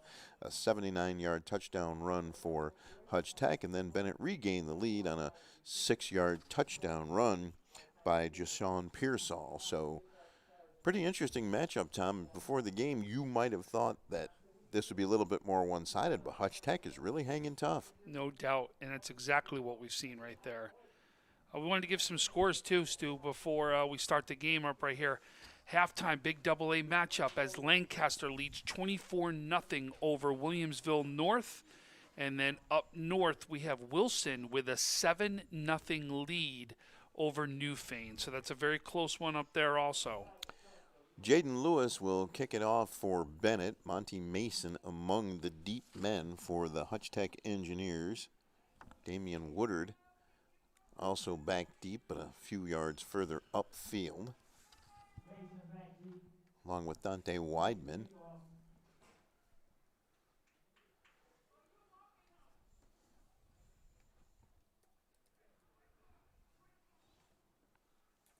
And Lewis puts the ball on the tee. Not much of a breeze here if you go by the flag to our left. And the kick is bounced on the far side, picked up at about the 25-yard line, and still on his feet, out almost to midfield is Corinne Matthews. Good return there. The Bennett tried to bounce the ball, and I don't think they wanted Matthews to get that one. And Matthews, the up man, picked it up and got it out beyond the 40-yard line. It'll be 1st and 10 for Hutch Tech.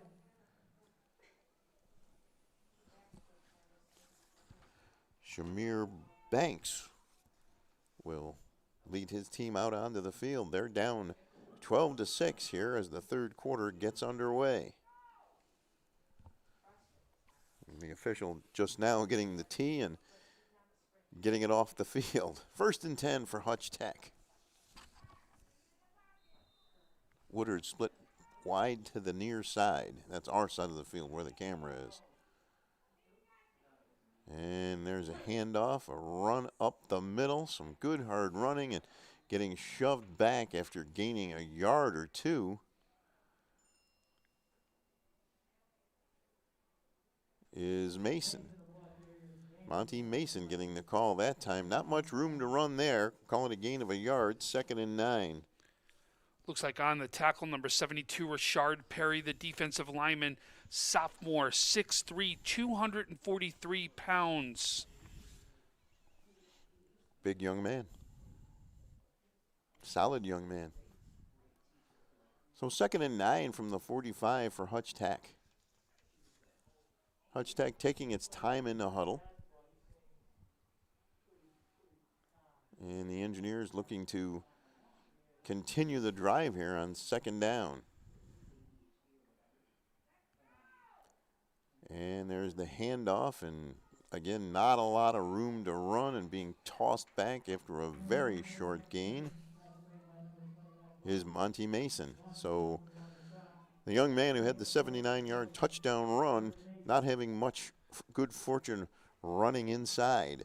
And that'll bring up 3rd down, 3rd and 8. Look like on that tackle was number 55, Jason Guan, sophomore, defensive lineman, 6-footer, 235-pounder. Boy, Guan next to Perry, those two as two sophomores, built the way they are going to be a defense sticking together for the next couple of years. Watch the middle of Bennett right there. 3rd and 8.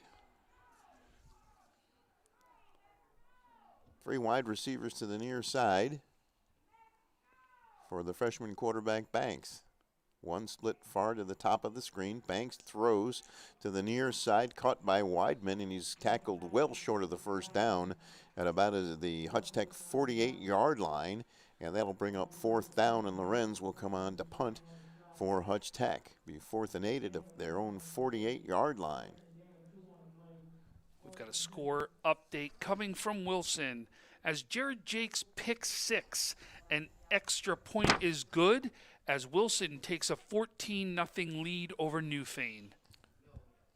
So Bradbury and Howard are the deep men on the punt. Lorenz gets the snap, punts it, comes to the near side. It'll bounce, it'll roll, and will be picked up and buried as soon as he picked it up is Dominic Howard. Looked like he was just going to let it roll, then decided to pick it up and got buried under an avalanche of tacklers. You know, I saw Lem Barney do that once years ago, the old Detroit Lions punt returner, cornerback, Hall of Famer. He picked it up. I saw this on NFL films. I don't really remember it, even though I like to tell myself I do. He picked it up and ran however many yards for a touchdown on the punt return. Wow. And you know what, Tom? I think I might just remember seeing that. Could be. On that tackle, though, was number 55, Dazim Dixon on the tackle right there. So 1st and 10 for Bennett. They're at their own 18-yard line, and they lead it 12-6. Davis the third at quarterback, and he'll hand it off to McDuffie, and there's nowhere to run. He's dropped in the backfield for a loss of 2. Was that Parker again? No, it was number 76, Christian Kuzmierski, the defensive lineman, 5'7", 203-pounder. The junior comes up big on that one. So it'll be 2nd down. And 14 after the loss on 4. He just burst through the line of scrimmage there. 2nd and 14 from the 14. The pass is caught on the far side. Lewis has the 1st down and is finally ridden out of bounds after making the catch and run for the 1st down. Davis completing the pass to Kevin Lewis. 1st and 10, Bennett. He really is a strong wide receiver with fantastic hands. As we saw him have a great catch in the first half, it showed how good his hands are. He really is a good wide receiver and showing it today. Wonder if he's one of your baseball guys, too. With those kind of hands, would like to see him at shortstop. Like to see him, no doubt about it. So 1st and 10 for Bennett. Ball at their own 36-yard line. There's the handoff to Tolliver, and he's got some running room, comes to the near side, takes a big hit. It is knocked down at about the 42 or 43-yard line, so it'll be 2nd down and about 4 for a 1st down. As Weidman and Mason both combined on the tackle for that one. So 2nd down for Bennett. 7:40 to play 3rd quarter. Tigers lead this one 12-6. Tolliver will stay in the game. He's been alternating with McDuffie. Handoff to Tolliver. Comes up the middle. Stood straight up by Parker. Maybe a gain of a yard. And it'll be 3rd down. And that's it. You know it. Ivory Parker comboed with Antoine Waters on that one for the tackle. So it brings up 3rd down and a yard for Bennett. We get a good look at how long a yard is from our location, Tom. Looks like it's a really long way. It doesn't sound like much, but it looks like it's a long yard, if that makes any sense. It's leaning on the other side of the 45-yard line, which is why. Key, the fullback in the game. And the handoff goes to, and it's a 1st down. Handoff to Deshaun Russell. Pearsall, excuse me. And he's got the 1st down for Bennett. So a number of players getting to touch the ball for the Tigers. McDuffie, Pearsall, Tolliver, and of course the quarterback, Antonio Davis III. He has not run much himself, has thrown the ball, thrown it well. And this will be 1st and 10 from the 49-yard line for Bennett. Davis back to pass, throws on the far side. The pass is low and incomplete, intended for Bradbury. Not Davis's best throw of the night. So it'll be 2nd and 10, and then it'll stop the clock.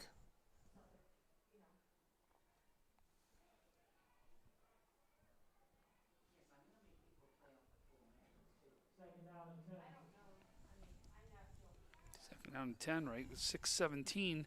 Again, watch the runs. I want you to watch the runs go behind that fullback. They're using a good job of using Putnam as a fullback today.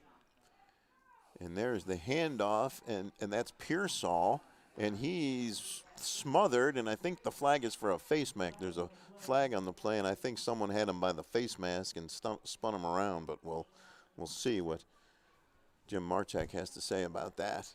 Number 51, Waters, was in on the tackle on that one. Thought I saw a hand on the face mask, but we'll see. See if I'm as good as you at calling the plays. Personal foul, face mask. I'm in your category. And that will give Bennett a 1st down. Big mistake there, unfortunately for Hutch Tech, because they had him stopped. So it'll give Bennett a 1st down. Big break for the Tigers. That was a big break, as you actually saw. It was going to be a huge stop. It was actually going to be a 0 gain right there. And here they are now 15 yards they're going to get because of the personal foul penalty. That would have been a great opportunity right there for Hutch Tech. 1st and 10, Bennett at the Hutch Tech 39-yard line. And here's the pitch to the near side. That's McDuffie, and he's got nowhere to run. Loss of about a yard, maybe 2, as the Hutch Tech defense stiffens again. And Al Wilson on the tackle on that one. Well, neither one of these teams looks inexperienced. Young maybe, but neither one looks really inexperienced. So it'll be 2nd down and 12 from the 39 for Bennett. Davis III under center. And he's back to pass. He throws down the far sideline, caught on the far sideline. It'll be a 1st down inside the 20-yard line. Looked like that was brought in by Kevin Lewis. Yep, that was loose again. Another big catch by him. That's at least 3 big catches, and it'll be a 1st and 10 at the 11-yard line for Bennett, and that penalty looming bigger now for Hutch Tech that gave him the first down. Another scoring update right now as Lancaster goes up 31-0 over Williamsville North. Long night for the Spartans. And rolling to the near side is Davis. He throws, and incomplete, intended for Bradbury. Made a great effort, but he couldn't bring it in. Just a little too low right there. That time, Davis on the run, rolling to his right and threw it on the right. Threw it to the right. And the ball was a little bit low and incomplete. Looks like it's raining right now out there. If you look up into the lights, you can see the rain very light. But the rain is starting to come down here. It's going to start to make that ball slick out there. 2nd and 10 from the 16. Davis, he throws toward the end zone, and it is incomplete, out of bounds. Incomplete, the ball bounced. And that'll bring up 3rd and 10 from the 16. So Bennett going to the air on back-to-back plays and unable to complete either one of them. Can Hutch Tech come up big defensively again with a big stop here as we see another 3rd down and 10? That was intended for Jaden Lewis. So we'll see what the Tigers do and what the Engineers do. 3rd and 10 at the 16. Now Pearsall, the lone setback. Here's Davis. He throws, far side, caught, breaking tackles, getting inside into the end zone for the touchdown. Great catch and run, and Bennett goes up 18-6. Great play there by Kevin Lewis. Yep. Again, that's at least his 4th catch of the night. But great catches. He's got great hands, and you can see him. He does very well after the catch. His yards after the catch have been great today, which is why he's up there. He definitely, I wouldn't be surprised he's over 100 yards today. Now, that was pretty close to spectacular. And now here's Davis throwing for the 2-pointer, and it's caught in the back corner of the end zone to make it a 20-6 game. Nice run and nice catch by Bennett as the Tigers get their biggest lead of the game. That was Bradbury on the catch and the 2-point conversion there. So, big series, and unfortunately for Hutch Tech, that face mask penalty kept the drive alive for Bennett, and that cost them dearly. Wow, we've got Lancaster with another score for a 44-yard fumble recovery for a touchdown as Lancaster goes up 38-0 right now over Will North. Ooh, that's a long night for the Spartans and a very happy night for Lancaster. So Lewis will come on to kick off for Bennett, and Mason will be the deep man for Hutch Tech. Matthews on the far side, along with Weidman on the near side. So Bennett is now taking a little bit more of a commanding lead here at 20-6. The Hutch Tech team needs to get some offense here. It's amazing the impact a single penalty can have on a drive in a game. And that one was huge. They had him stopped on 3rd down, and then someone got a hand on the face mask. Especially a young team, right? As they're closing in, getting better and better, right? It could be that one thing that sets you back is just enough of a setback where it could help drop the heads. It could do something negative instead of the positive momentum that they really had and still have going. This is a very positive game for Hutch Tech so far.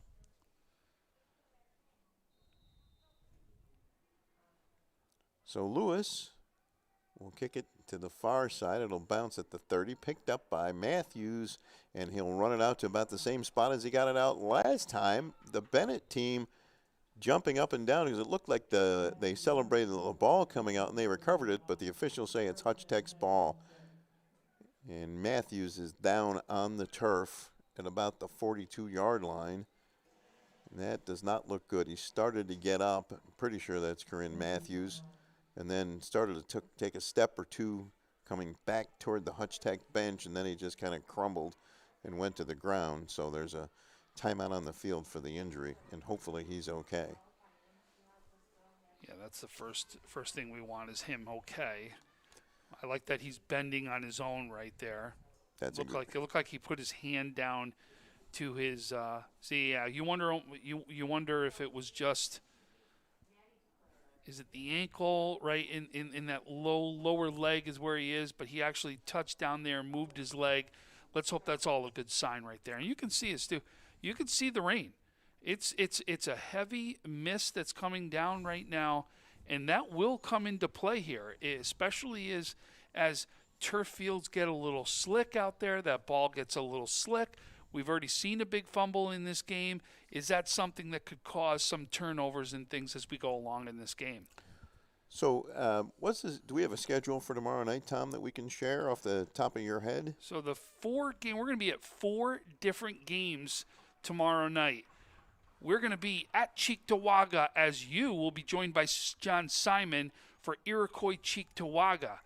We will be down at Jamestown for Ken West Jamestown, where Frank Wolf will be down there with our Jamestown crew.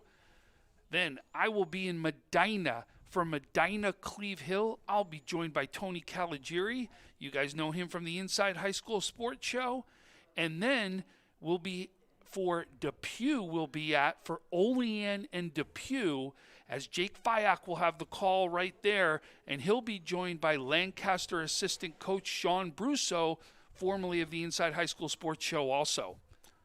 So that's tomorrow night. Tonight, it's 20-6 Bennett over Hutch Tech with 4:29 to play in the third quarter. 1st and 10 Hutch Tech at their own 43-yard line. Shamir Banks awaits the snap. He's got it.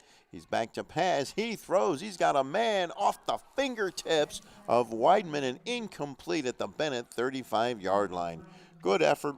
Dante Weidman just couldn't quite bring that one in. Had to turn his body almost 360 degrees right there, which is one of the reasons why it was tough to make that catch. Boy, he was open, though. That could have been a big strike right there for Hutch Tech. Would have loved to seen that if you're a Hutch Tech fan come down. Good throw by Banks, but Weidman just unable to bring that one in. And as you mentioned, it's got to be tough to catch and throw the ball with the rain coming down. And it is coming. Looks like it's coming down pretty good. We had another scoring update. This one comes from Wilson, as Wilson takes a 21-0 lead over Newfane. It is now the end of the third quarter out there. 2nd and 10 for Hutch Tech at their own 43-yard line. Banks hands it off to the up back, and maybe that's a 2 or 3 yard gain for Monty Mason. Mason with far and away the longest run of the night. 79-yard touchdown run. That's how Hutch Tech got their touchdown. On the tackle there was number 10, Diari Crockett, the junior middle linebacker, 5'8", 190-pounder. So now it's 3rd and 8 from the 45. Hutch Tech does not want to give the ball back to Bennett, down 14. So Banks, 2 wide receivers split to the near side of the field. And there's movement along the line of scrimmage, each team pointing at each other. I think that's going to be an offside on Bennett. Yep. And it is. So instead of 3rd and 8, it'll be 3rd and 3 from the 50-yard line. So think of it this way. At the 50-yard line, you have a 50-yard line seat. That's the best seat in the house. So 3rd and 3 from the 50-yard line.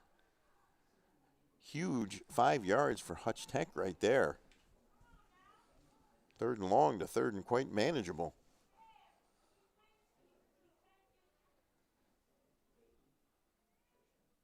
Banks takes the snap, looks to pass, throws deep downfield, incomplete. Intended for wide men. And there were 3 defensive players there, and after the ball went past them, they all collided. So it'll be 4th and 3 for Hutch Tech. Now, in a similar situation at Frontier, they ran a fake punt. Now, I doubt they would do that, but it's something to be aware of when you're anywhere near this point of the field. Once again, Lorenz on to punt. Howard and Bradbury are the deep men.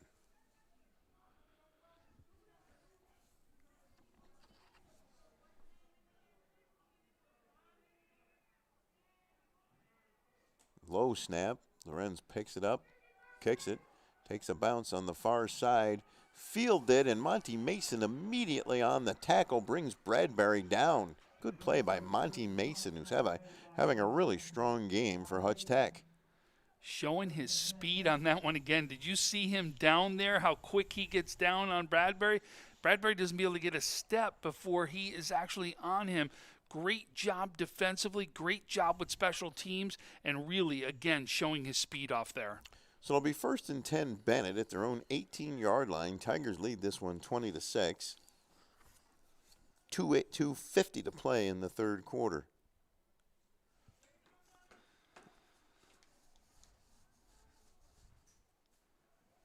So I would expect you're going to start to see Bennett I was about to say see them run the ball even more. You think they were going to start running some clock off right here. Well, you would think, but it looks like they're in the shotgun with 5 wide receivers set right here.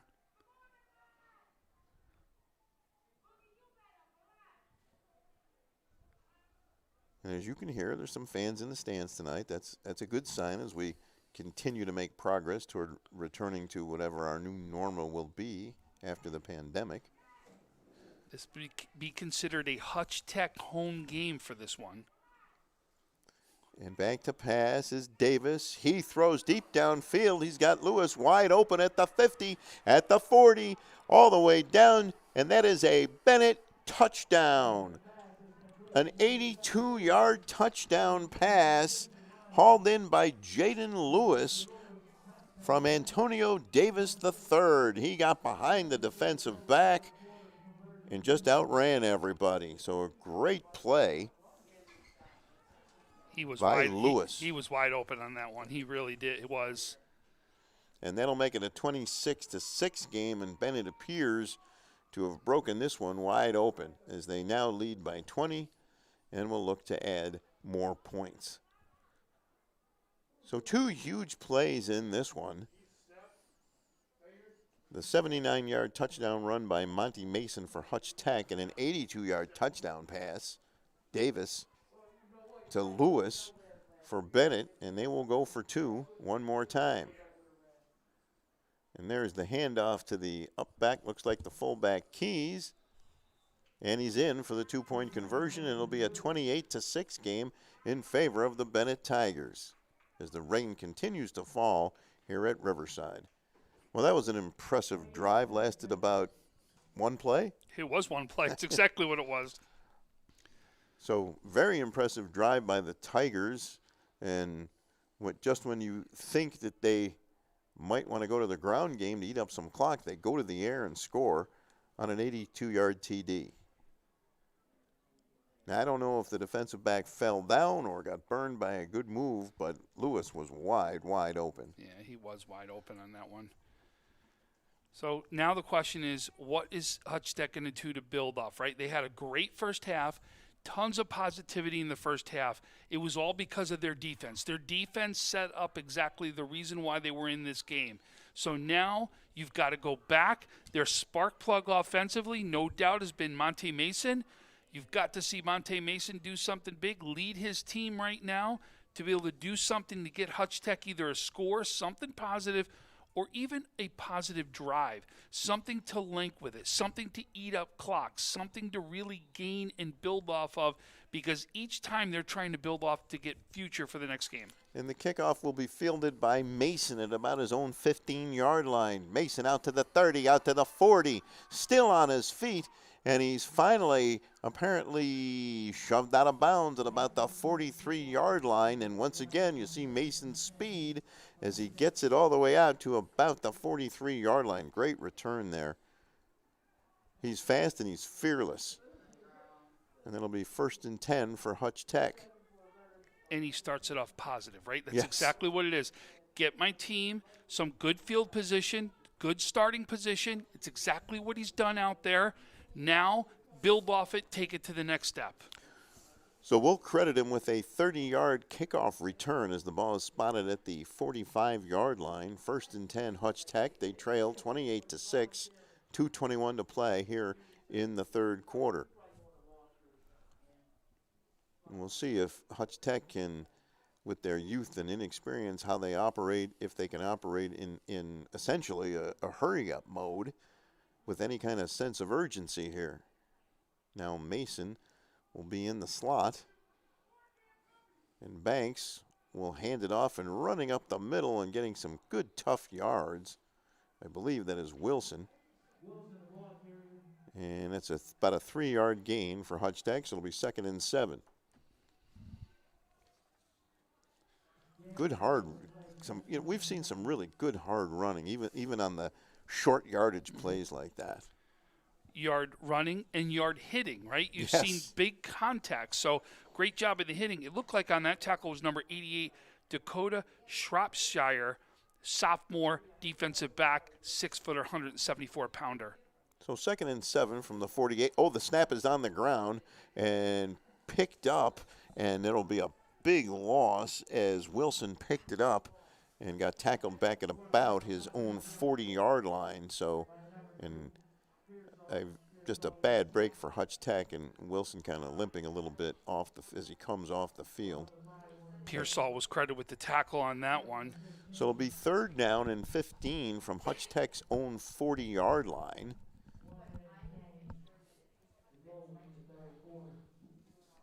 So 109 and ticking, right? Yeah, yep. As the third quarter comes, this one's been all Bennett. And now Hutch Tech faces a 3rd down, even though the scoreboard says 2nd down. It's 3rd and 15. Banks awaits the snap. Now he's got it. He's back to pass. He's under pressure, and he can't get away, and does manage to hang on to the football, but Banks is brought down and sacked by the Bennett Tigers, and that'll make it 4th down. It looked like the first one in there was Rashard Perry. We talked about him already. 10th grader, defensive lineman, 6'3", 243 pounds. And he is just strong. You can just see it out there. Speed, strength, he's got it all right now. Hutch Tech will take a timeout. The ball's all the way back at the Hutch Tech 37-yard line, and they have to get to the Bennett 45 for a 1st down.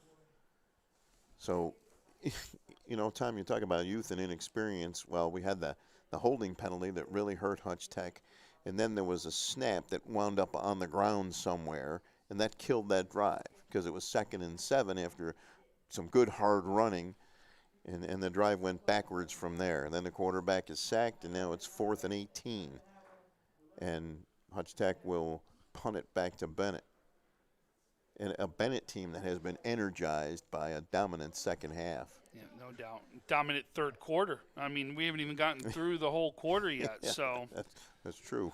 They did lead 12-6 at halftime, and they've scored twice here in the third quarter. So Tony Trelizio's team calling the timeout here. I want to say thank you to BJ Stack, our photographer, our videographer out there who's out in the rain right now bringing this game to you so we could bring it to you. BJ, thanks so much. We know how hard it is to be out there, and we just want to say thank you. Bradbury and Howard, once again the deep men, as Lorenz will punt it away. Just over 20 seconds left in the third quarter. Lorenz has the snap, and he'll punt it. Comes to the near side, bounces over Howard's head, and he goes backwards, and he's brought down inside the 20-yard line. A great special teams play by Hutch Tech. Howard caught it on the bounce and was tackled immediately. You're looking at me like it's Parker again. No, it wasn't Parker. It was the other one we talk about on special teams. That was Mason again, flying down the field, making another catch. Another stop there. Well, it's a great special teams play. Hutch Tech might not win this game, but they have a lot of good things to build off of, including their special teams play. Monte Mason, just the speed on him. I mean, I definitely want to get a 40 time on him. I'd love to know what that 40 time is. Coach, do we know the 40 time on him? How about this? Fast. So 1st and 10 for Bennett at their own 17-yard line. This will most likely be the last play of the third quarter. Back to pass. Now Davis rolls to the right, and he's going to run it. And he's got some running room. He's got a first down and then some. Goes down the sidelines, and he's out of bounds close to the 40-yard line. And the clock stops with 1.2 seconds left, so I guess Bennett has a chance to get another play off as the Tigers come back onto the field trying to snap it quickly. See if they get the play off. And they do. There's the snap. There's the throw. And it is caught. And still on his feet is Bradbury. Bradbury at the Hutch Tech 40. Still on his feet. Finally brought down at about the Hutch Tech 25-yard line. And that should bring the third quarter to an end. At the end of 3 quarters, it's Bennett 28, Hutch Tech 6. Tom and I will be back with the fourth quarter after this short break. At Cairo First Wellness, your health and well-being is our passion. Let us take care of you and your family like one of our own. Cairo First Wellness Center is dedicated to providing patients long-term relief and teaching them how to continue taking care of themselves. With a blend of different techniques, services, and personalized treatment plans, we'll help you find wellness in a way that's right for you. Between chiropractic care, spinal decompression, nutritional counseling, massage therapy, custom orthotics, and more, your relief is in our hands. If twisting, popping, and cracking intimidate you, our Pro Adjuster restores the same range of motion as a physical adjustment would with gentle, repeated tapping. Dr. Mo at Cairo First has been taking care of my back needs for the past 4 years. His staff treats you like family. I've had the traction, I've had the massage done, and every time leave here feeling fresh and brand new. Cairo First Wellness Center. Your health and well-being, our passion. Even better. Welcome back to Riverside High School as we get set for the fourth quarter between Hutch Tech and Bennett. Bennett leading 28-6. Tigers have the ball 1st and 10 at the Hutch Tech 27-yard line, completing a big pass in the final second, literally, of the third quarter. So back to pass is Davis. He throws, caught, and the ball is fumbled. It's loose on the ground, and Hutch Tech will fall on the ball. And they're going to call that a touchback for Hutch Tech. They fell on it in the end zone. So it'll be Hutch Tech ball. Kevin Lewis caught it, started to run, and the ball came out. And let's see, they're going to say it's at the inside the 5, or they're going to give him the touchback. Looks like they're going to take it out to the 20. And yeah, 1st and down the 20. It's the first mistake we've seen by Lewis. He has been phenomenal today, but it bodes what we were talking about earlier. The rain, it's slick. He had the ball out in front right there. It doesn't take much for the ball to come right out because of the rain that's happening out there. It comes into play on this one as Hutch Tech gets a big break. Let's see if they can capitalize on it, though. Somebody looked like they got a hand on that because he did catch it and start to run with it. So it'll be 1st and 10, Hutch Tech at their own 20. Banks at quarterback. He's gone all the way. Looks to pass. He throws to the near side. It's caught. And that'll be close to that's beyond a first down. Matthews on the grab there. And it's a 1st and 10 for Hutch Tech. So just how quickly things can turn around. It's a game of mistakes, whatever your sport is. They're all games of mistakes, and it's the teams that capitalize on mistakes. Bennett capitalized on the drive with the face mask, scored a touchdown.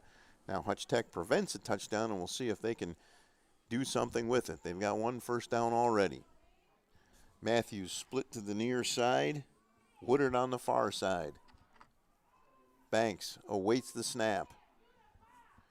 And he'll hand it off and going right up the middle. Some good hard running as Wilson will get about 3 yards before being shoved back by the Tigers' defensive line. Wilson, who left the field gingerly a few minutes back, is now back in the game. Once again, some really good hard running. By both teams. Big hit, though, is, as you saw Jaden Lewis in on that one. Again, just both, you're seeing the defense hitting hard as well as the offense running hard into those hits. Fearless both sides of the ball. Said it was a 5-yard gain, so it's 2nd and 5 from the 38 for Hutch Tech. Banks looks to throw. He throws, overthrown, intercepted. And it'll be Bennett ball. Jari Crockett right there again. Big tackle before, and now comes up with the interception this time. So it'll be 1st and 10 for Bennett. And unfortunately, Hutch Tech turns it back over after getting a turnover.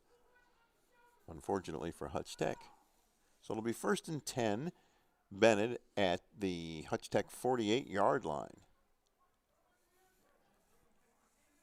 Tigers in control of this one, leading 28-6 with 10:33 to play here in the 4th quarter.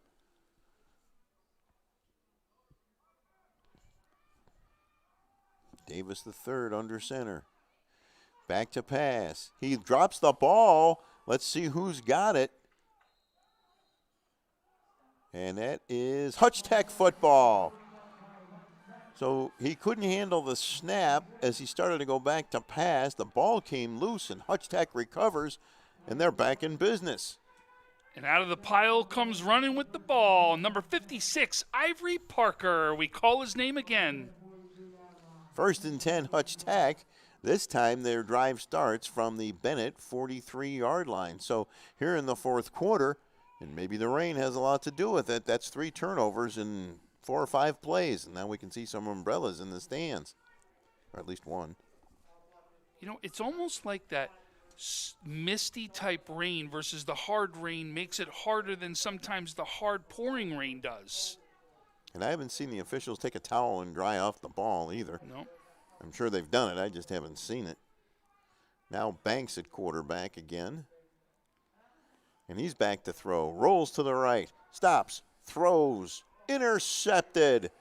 Great play by Lewis to reach up and grab it, and Bennett gets the ball back. Kevin Lewis reached up and grabbed that one out of the air, and the Tigers will take over 1st and 10. So the 4th quarter has been a turnover fest. But Kevin Lewis comes up big after he had that one that he dropped, or it came out of his hands down towards the goal line. He makes up for it for his team big right here with that big interception. And I think there you can see some of the youth in the quarterback position. Not a bad throw, but not where it needed to be. And Lewis obviously making a great play, using his size and skills and those hands to make that catch. So now Davis the third brings his offense back out onto the field. McDuffie in the backfield. And he rolls to the right, looks to throw, throws, incomplete. Intended on the far side. Looks like Weidman may have gotten a hand in on that one too defensively. That was intended for Bradbury, and that'll bring up 2nd and 10 from the Bennett 29-yard line for the Tigers, leading 28-6. So kind of interesting that as the score has gotten further apart, there seems to be more throwing by both teams in this game. Kind of odd. And especially I would have thought now in the 4th quarter with your lead that you were trying to get rid of some clock, but obviously Bennett is going to do whatever they can for more points. And there's a handoff to McDuffie, and he's got some running room, and then he's brought down after a gain of about 7 yards, which will bring up 3rd down. Looked like there was going to be a bigger hole there, and somebody got their arms around his legs to bring him down. And that somebody was number 56, Ivory Parker, is exactly who it was again, as he comes up with another big tackle. So it was an 8-yard gain. It's 3rd down and 2 for Bennett at their own 37-yard line. Lewis split to the near side. That's Kevin Lewis, who's had a monster game. And there's a handoff, and there's McDuffie, who's got the first down, and then some. He's across the 50 and brought down at the Hutch Tech 40-yard line, where it'll be 1st and 10 Bennett. And who was the one who just brought him down? I'm going to take a guess. You're going to say Parker. It's exactly who it was, as he comes down and makes another tackle. No doubt he's in double digits for tackles today, and just showing as another bright spot for this defense, this Hutch Tech defense. So 1st and 10 Bennett at the Hutch Tech 40-yard line.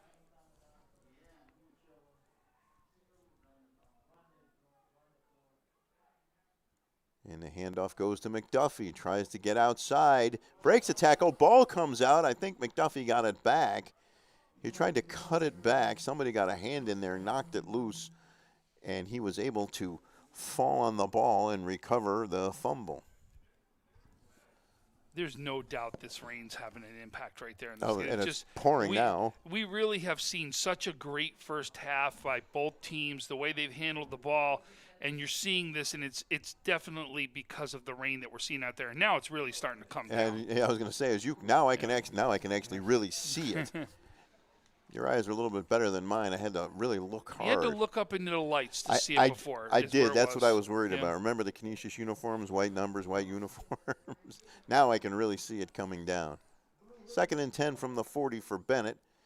The handoff goes to Pearson. And he's going to be stopped after some good hard run, about a 3 or 4 yard game by Jason Pearsall. Excuse me, I called him Pearson, meant Pearsall. So it'll bring up 3rd down for Bennett as the rain continues to fall, and it is coming down hard. And Ivory Parker, first one there again, as he makes the stop and then the tackle with some help after it. But there's no doubt he is showing how good he is defensively out there. Double digits. You think he can get to 15?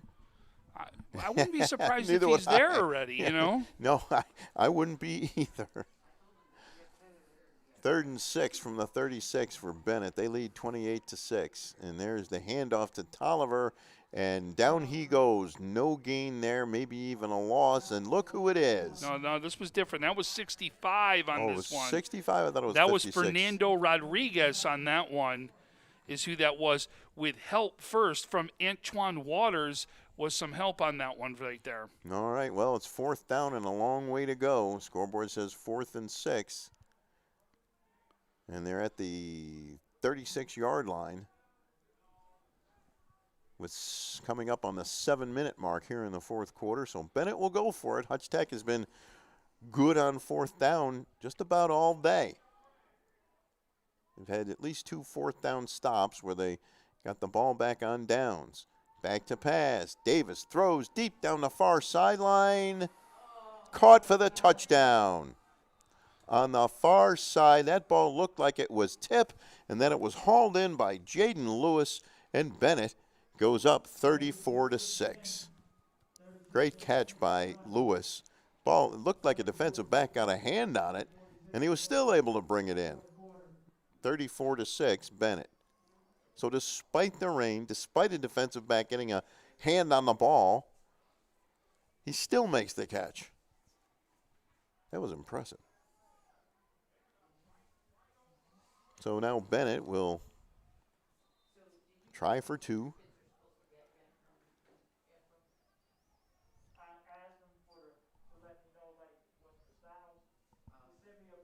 And there's a handoff to the up back, and it's Tolliver, I believe, and he gets shoved back. No, actually, it looks like it was Putnam on that one. All right, well, didn't make it, and the score remains 34-6, so Hutch Tech will receive the kickoff. That was a great play by Lewis on the touchdown. Both Lewises have been impressive for Bennett. And for that matter, Davis has thrown the ball really well, too. Maybe we haven't given him enough credit. Oh, and he's hit a couple of these guys in stride, too, is what he's done. So, and like I said, he's a sophomore quarterback. So as he starts getting to know these guys' routes and their abilities and starting to hit them more of what they like, where they like it, how they like it, all those things, he's going to just get better and better. And like I said, as a sophomore, just imagine what he's going to start being as far as in this AA conference, how tough he's going to be. But imagine the rivalry between these two teams. I'm sure that will intensify too. Because as we all know, rivalries are best when both teams are really good. Not that either team is not good here. So Lewis will come out to kick it off. Monty Mason, the deep man, had a 30-yard kickoff return last time. Unfortunately for the Engineers, they were unable to do much with the ball.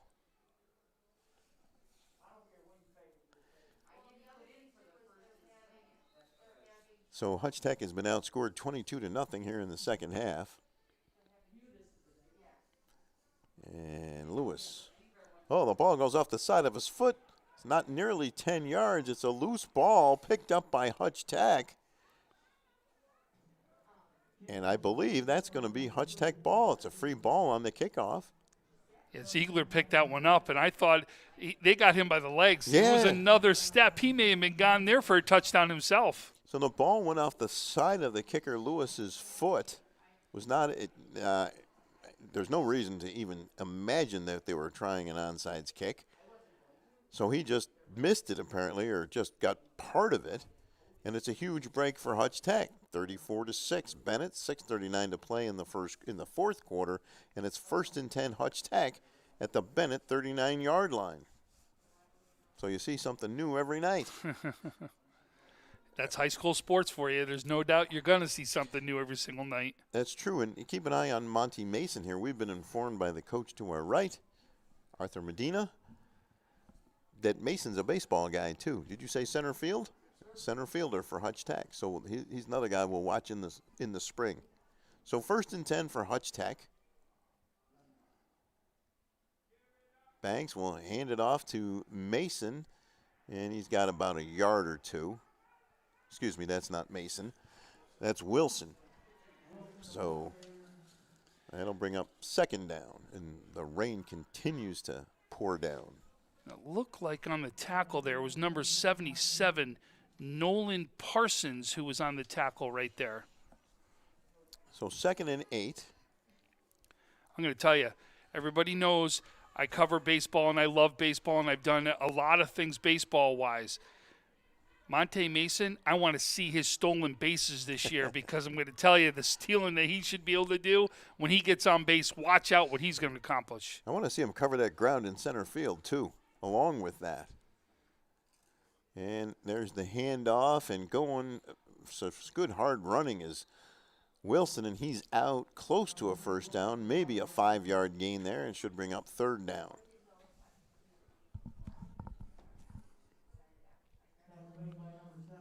So it'll be 3rd down and short for Hutch Tech. It'll be a 3rd and 3 from the 37-yard line. Ever tell you my chain gang story? No. All right, I'll tell you after this play. Wasn't one of my better experiences. It was a long time ago. You were on chain gang? Yeah, I'll tell you. This we got to hear. I'll tell you what happened. 3rd and 3 from the 32.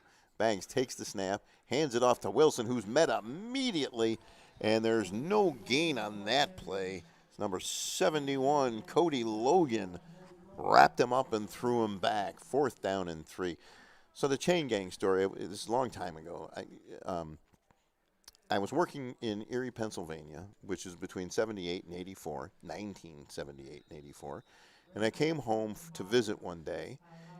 There's a timeout on the field taken by Hutch Tech. Came home to see my parents, and I had nothing to do on a Friday afternoon. So I was like, well, I'll walk up to the high school, Brighton High School, and see if there was anything going on up there. 'Cause we didn't live that far away. I used to walk to school. I did not take the bus. The story is I walked 10 miles in the snow in the rain. I was waiting for that one to come. So anyway, I walk up to the high school, and I can see there's a football game about to start. And I had nothing to do, so I figured I'll stick around and watch the game. So somebody says, hey, you. And I said, who, me? Yeah, you. You want to be on the chain gang? And I was like, well, I'm not going anywhere. I got nothing planned.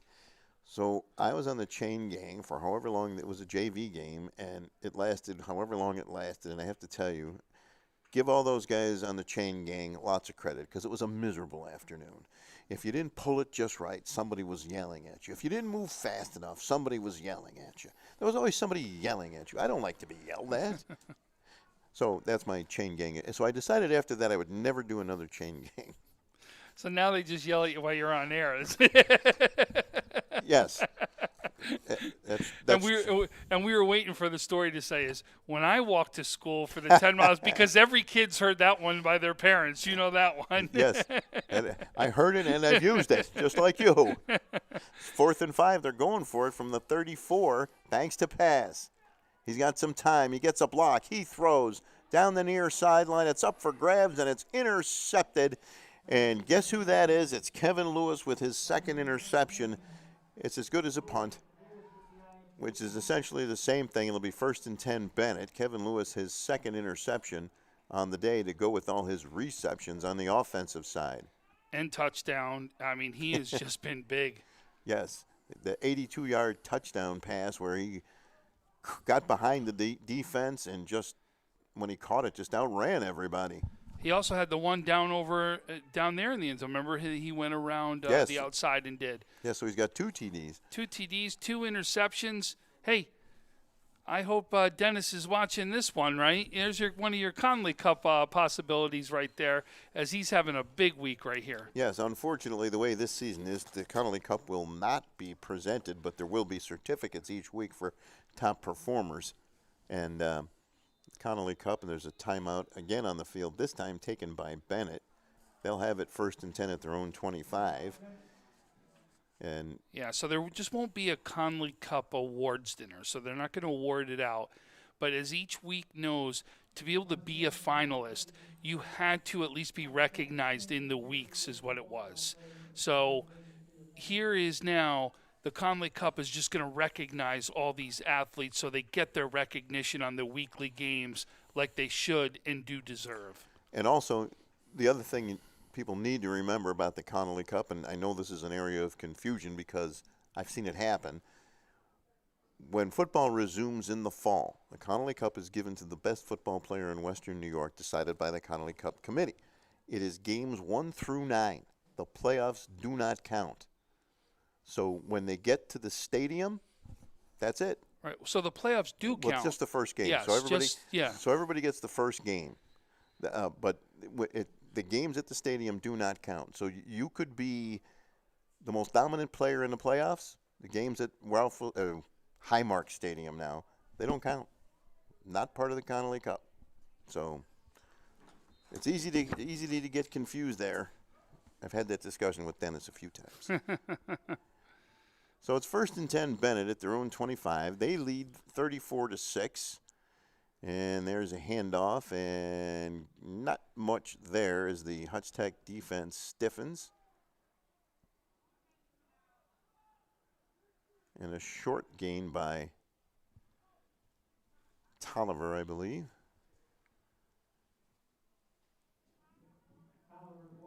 So it'll be 2nd down for Bennett as we approach the 4-minute mark here.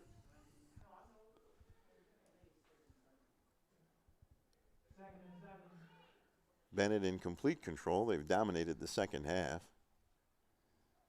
2nd and 7. There's a handoff and a short gain, but some good hard running. Looks like that was Pearsall that time. So now it'll be 3rd down for the Tigers. Definitely kept his legs moving. It's what you teach as a young athlete when they come out for football. Don't stop the legs. Keep them moving. It's exactly what Pearsall does there. Does a great job of getting a couple extra yards. 3rd down and 4 from the 26-yard line. Now Bennett really trying to work the clock a little bit.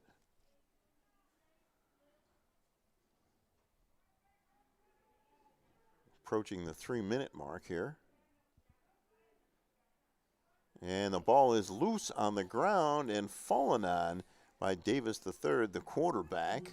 Some lack of communication there. Not sure exactly what that play was supposed to be, but it does bring up a 4th down, and Bennett will punt it away. We get another chance. We're going to get another chance to see Monte Mason right now get another return. So Bennett will punt it away. 2:30 to play in the 4th quarter. So Bennett running players onto the field late. And now they're ready to go. Mason, the deep man. Lewis will handle the punt. He handles all the kicking for Bennett. He grabs the snap. Short kick, bounces at about the 40, rolls toward the 50, and will be down at the Hutch Tech 48-yard line where the Engineers will have it, 1st and 10. So Mason did not get a chance to make a play. There's a flag on the play, and let's see what this is. As they look at the flags, we got some scoring updates. Late in the game, Lancaster leads 45-3 over Will North. Wilson has beaten Newfane 21-0 as Newfane was stopped on the 1-yard line as time ran out. Ooh, ouch. So it looks like this one may go against Bennett because the officials came over and had a chat with Coach Terlizio. False start against Bennett. And it'll be a 1st down for Hutch Tech, so they will not make him re-kick. The ball will be spotted at the Bennett 47-yard line. So now, no doubt, Hutch Tech would like to get into the end zone one more time. They trailed 34-6. Stopped at the 1-yard line, Tom. That's tough. Especially when you're trying to get your score, like you just said, is Hutch Tech trying to score more points here, but especially when you're trying to get that 0 off the board right there. So 1st and 10 at their own 47 for Hutch Tech. And they'll hand it off to Mason. He's looking for a hole. Can't find one yet. Now he gets one, and he got back to the line of scrimmage. No gain there. He kept searching and searching for a hole to get through. Got through one, and the second he got through it, it closed. Yeah, he was even bouncing off people right there just to find that opening, and he wanted to just get that burst of speed going. When he found it, just couldn't get the opening that he wanted. So it'll be, actually they say he lost a yard, so it'll be 2nd and 11 from the 48. Minute and a half to play in the 4th quarter. It appears that the rain has slowed down, but it's still coming down, as you can see by one of the light towers. 2nd and 11. 1:20 to play 4th quarter, 34-6 Bennett. And there's a handoff and getting back and getting some good running room and getting to the outside along the far side and getting shoved out of bounds almost all the way down to the 5-yard line is Dante Weidman. A huge run there, and that'll bring up a 1st down, and we'll see where they spot it. Big run there. Great run by Weidman. Shaheem Kidd was the one who actually got him out of bounds there, number 32. Saved a touchdown. He really did. 58 seconds left, and Hutch Tech's going to call timeout as they're going to try to get another positive drive here and put this one in the end zone if they can. 1st and goal from the 8-yard line for Hutch Tech. They have not scored since the 1st half. Been outscored 22-0 here in the 2nd half. And yet, for all their youth and inexperience, they've done some things really, really well. Yeah, I agree. I think we're going to see, like I said, the future looks bright for them. Let's go over our Saturday lineup. We told you where we're going to be Friday. Saturday, you're going to get a chance at 10 a.m. to see Cardinal O'Hara play Bishop Timon. At 1 o'clock, you're going to see Eden take on Lackawanna. Battle the undefeateds right there. At 2 o'clock, Niagara Wheatfield will be taking on Lockport. Also at 2 o'clock, Salamanca will be taking on St. Mary's. And then the nightcap will be Chautauqua Lake versus Fredonia. Those will be our Saturday games. And then we top it off with a Monday game of North Tonawanda versus Amherst. 1st and goal from the 8 for Hutch Tech. Banks hands it off to Weidman. He gets inside the 5, and the ball comes out, but I believe he was down. There's a flag on the field, too. And it's against illegal use of hands, looks like, against Hutch Tech. So that'll back him up a bit. You know, as a point of pride, Bennett does not want to let them in the end zone here. And just as much as Hutch Tech wants to get in the end zone here. So the Bennett players applauding the official's call of the penalty that will move the ball back, way back.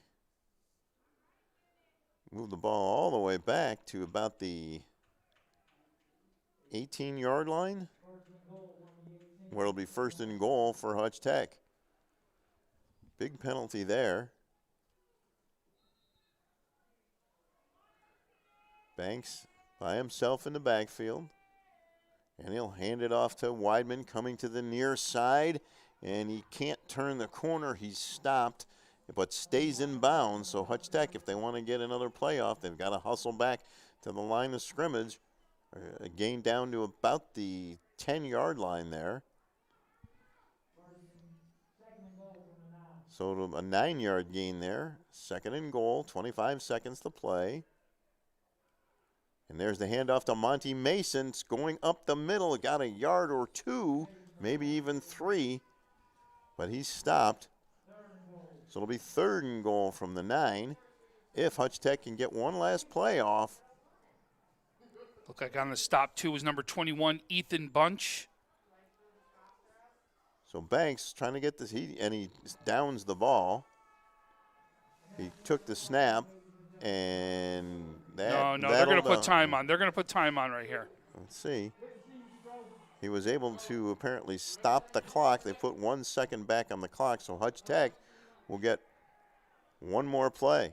And Bennett scored with 1.2 seconds on the clock, I think, at the end of the third quarter. So anything is possible. Good alert play by Shamir Banks, the quarterback, to spike it like that.